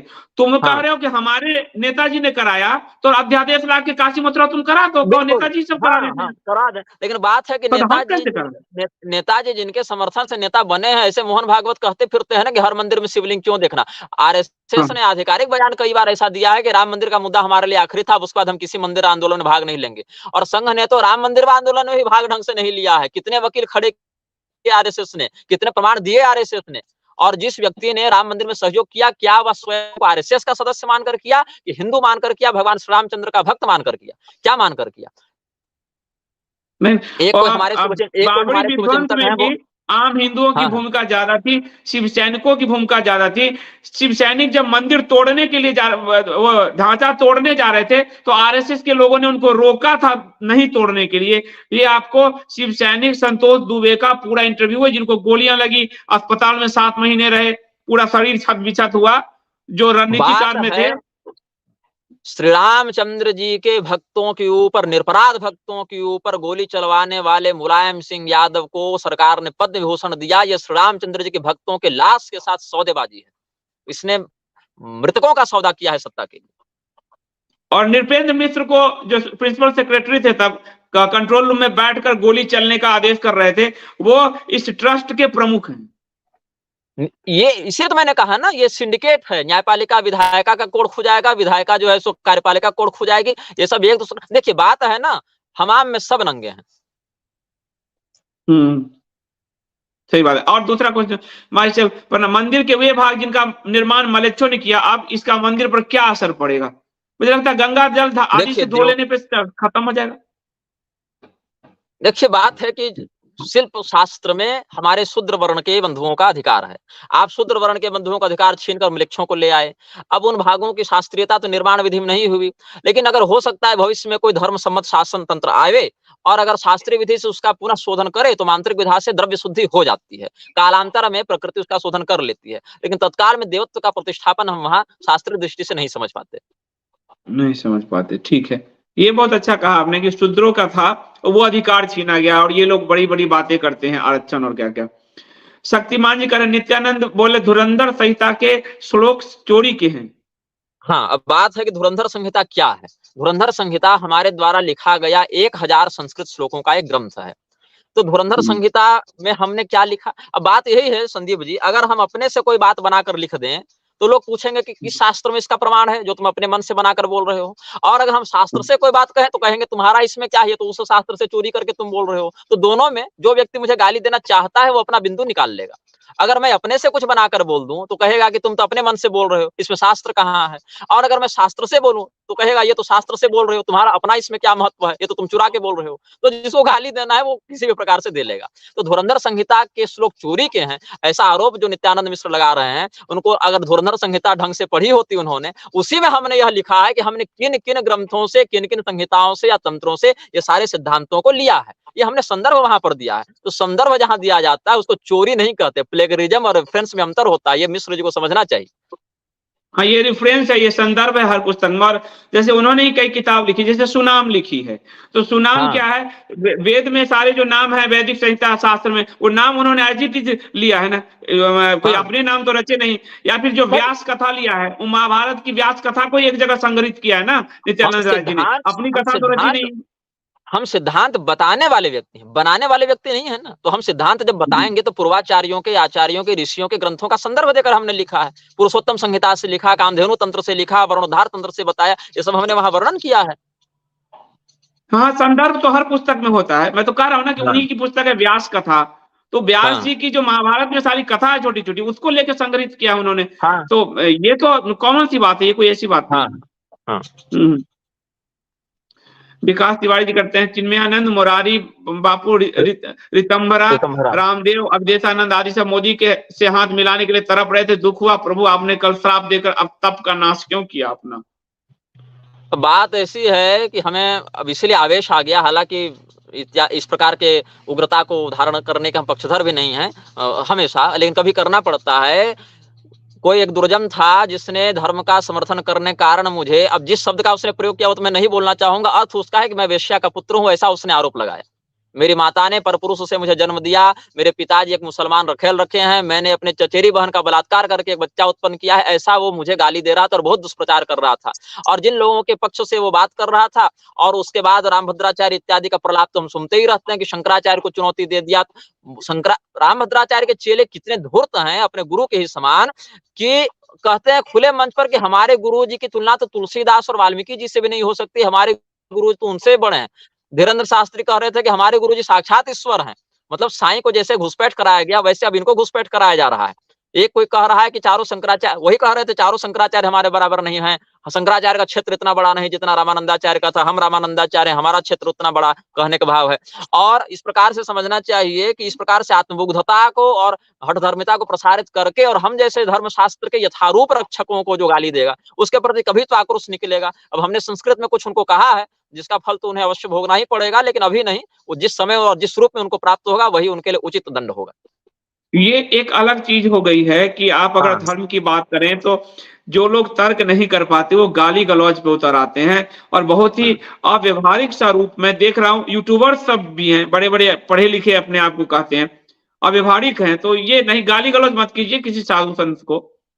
महाराज जी, नित्यानंद जी और तो मेरे मित्र संजय दीक्षित जी को मैंने आपकी तरफ शास्त्रार्थ की चुनौती दे दी, क्योंकि वो दोनों विनय झा को आगे करके शंकराचार्य को चुनौती दे रहे थे। देखिए बंधु, पहली बात है, मैंने किसी को अपना प्रतिनिधि नियुक्त नहीं किया है कि वो किसी भी प्रकरण में मेरे प्रतिनिधित्व के रूप में किसी को चुनौती दे या समर्थन करे, न विरोध में न समर्थन में। मैं तो यह भी कहता हूं कि नरेंद्र मोदी जो कहते फिरते हैं मैं 140 करोड़ भारतीयों का प्रतिनिधि, वो हमारे नहीं है। नरेंद्र मोदी को हमने अपना प्रतिनिधि नहीं बनाया है, न किसी धर्म सम्मत कार्य में, न किसी अधार्मिक कार्य में। वो जिसके प्रतिनिधि होंगे उसके होंगे। हमने न किसी विषय में अपना प्रतिनिधि जिसको नहीं बनाया, चाहे आप हो, चाहे राष्ट्रपति हो, चाहे प्रधानमंत्री हो, चाहे कोई भी किसी पीठ के आचार्य हो, जो हमने कहा है, जो हमने लिखा है, और जिसकी जैसी व्याख्या हम कर रहे हैं, इंटरप्रिटेशन भी हमारा होना चाहिए। ये नहीं कि हमने लिख दिया कुछ और आपने अर्थ कर लिया कुछ और।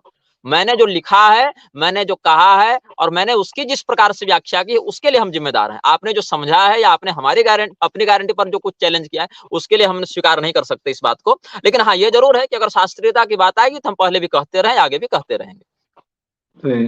कामाख्या रूपम तीर्थ शर्मा जी का। क्षेत्र पर कोई कह रहे हैं, रूपम शर्मा है, हाँ, कामाख्या तीर्थ क्षेत्र में कह रहे हैं। देखिए बात ऐसी है, रूपम जी आप स्त्री हैं कि पुरुष पता नहीं, दोनों नाम स्त्री पुरुष में मिल जाते हैं।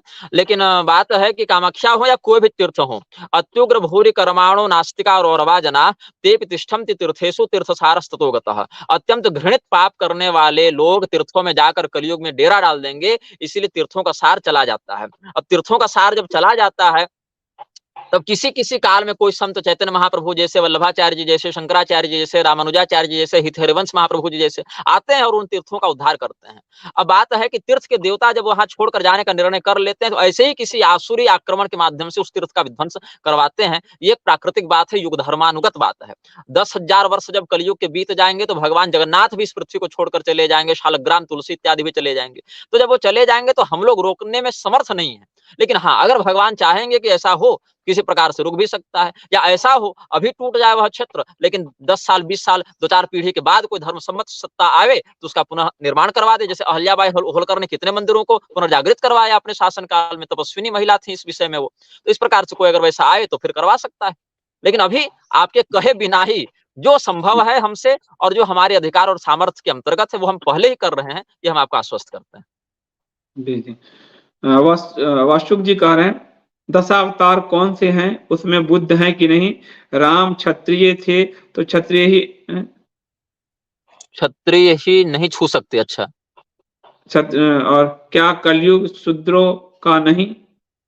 ये 3-4 इनका क्वेश्चन प्रश्न है। स्पष्ट तो नहीं है प्रश्न लगा, लेकिन ठीक है, नहीं, हम जो समझ पहला पा रहे कह रहे हैं कि दशावतार में भगवान विष्णु जी के कौन कौन सा अवतार हैं, बुद्ध उसमें है या नहीं, ये पहला प्रश्न है। बात है कि दोनों सूची मिलती शास्त्रों में, अनेकानेक पुराणों में और अनेकानेक संहिताओं में जो दशावतार की परिगणना है, उसमें दोनों बातें हैं। कहीं बुद्ध का नाम है भी और कहीं नाम नहीं भी है, दोनों सूचियां मिलती हैं। तो जहां नाम नहीं है वहां क्या क्या गिनते हैं दशावतार में? मत्स्य को गिनते हैं, मत्स्यावतार, कुर्मावतार, वराहावतार, नृसिंहावतार, परशुरामावतार, वामनावतार, वामनावतार के बाद परशुरामावतार, श्री रामावतार, श्री कृष्णावतार, श्री बुद्धावतार, श्री कल्कि अवतार, ये 10 गिनते हैं। और जहां बुद्धावतार को नहीं गिनते हैं, वहां पर बलरामावतार को गिनते हैं, तीनों राम हाँ शंकर, हाँ शंकर तो बलराम जी कहा परशुराम, जाता है श्री राम और बलराम तीनों को गिनते हैं। तो ये दोनों तीनों सूची में। मिलती है शास्त्रों में। और अगर वेद की बात करें तो वेद में बुद्धावतार को अवतार के रूप में गिना गया है। वेदों में श्री कृष्ण तापनीयोपनिषद जो है, उस उपनिषद में दशावतार का जो परिगणन किया गया है,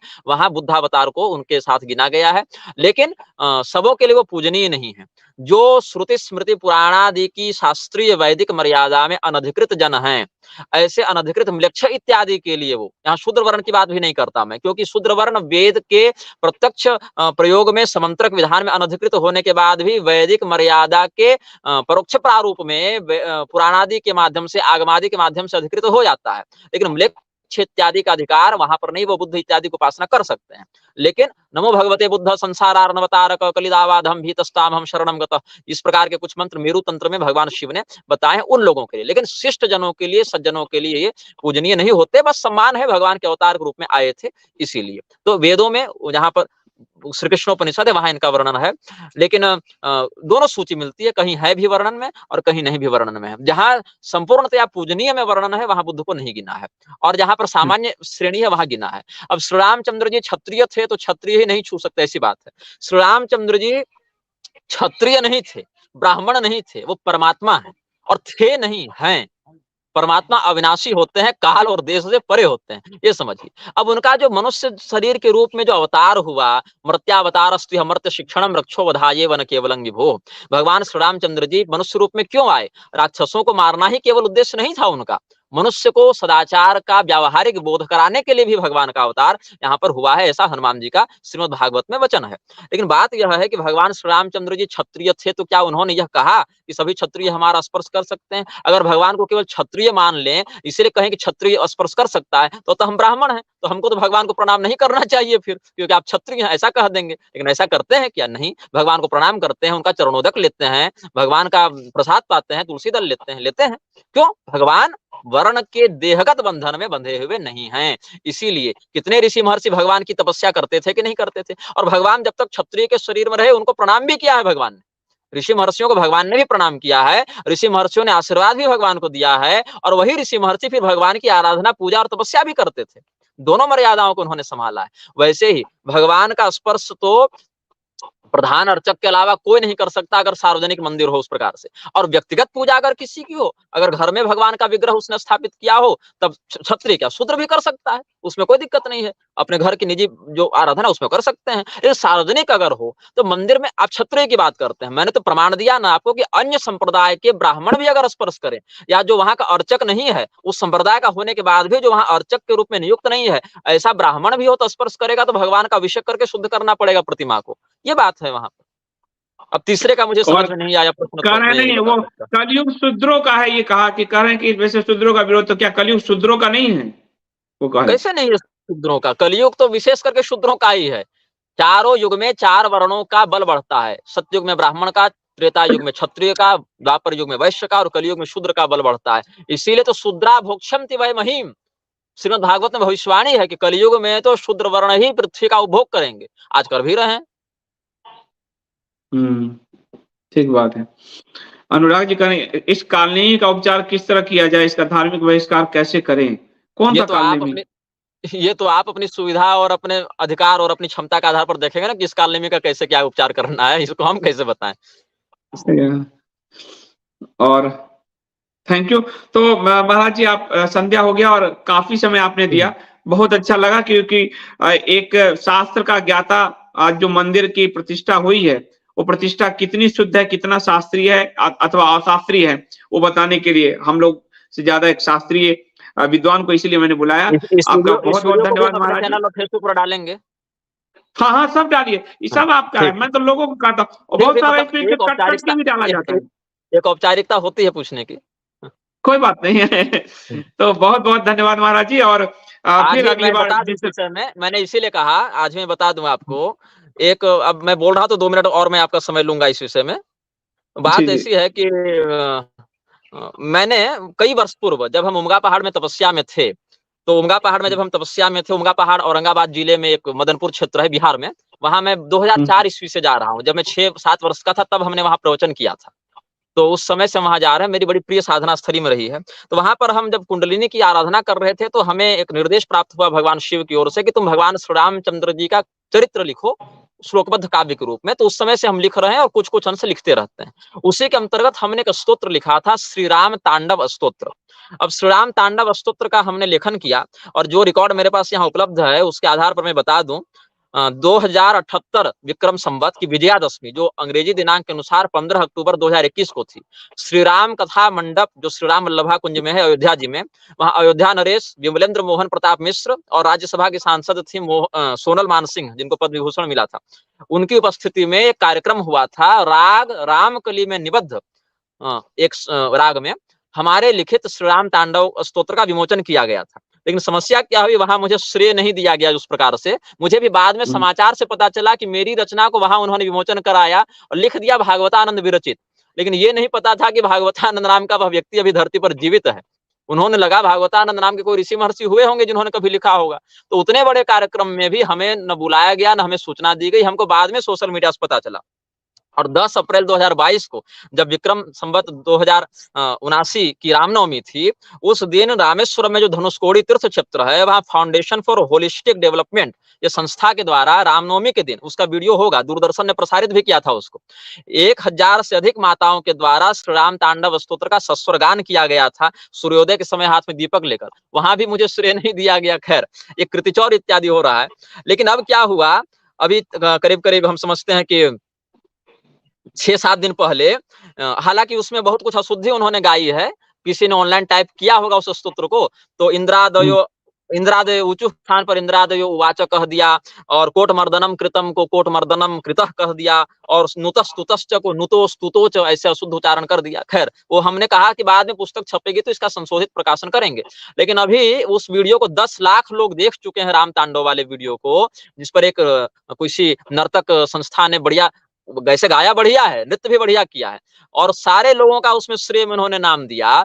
लेकिन बात है कि उसका प्रसारण कल रिपब्लिक भारत में भी हो रहा था, और वहां पर लिरिसिस्ट में जहां पर होना चाहिए हमारा नाम, वहां पर कहीं पर नाम नहीं है, वहां पर ट्रेडिशनल ऐसे लिख दिया, जबकि कैमरामैन तक का और कोरियोग्राफर तक का सबका नाम है। लेकिन जिसने उस स्तोत्र को लिखा अपनी साधना के माध्यम से, उसका वहां कोई नाम नहीं, और 10-10 लाख लोग अभी तक 7 दिन में देख चुके हैं।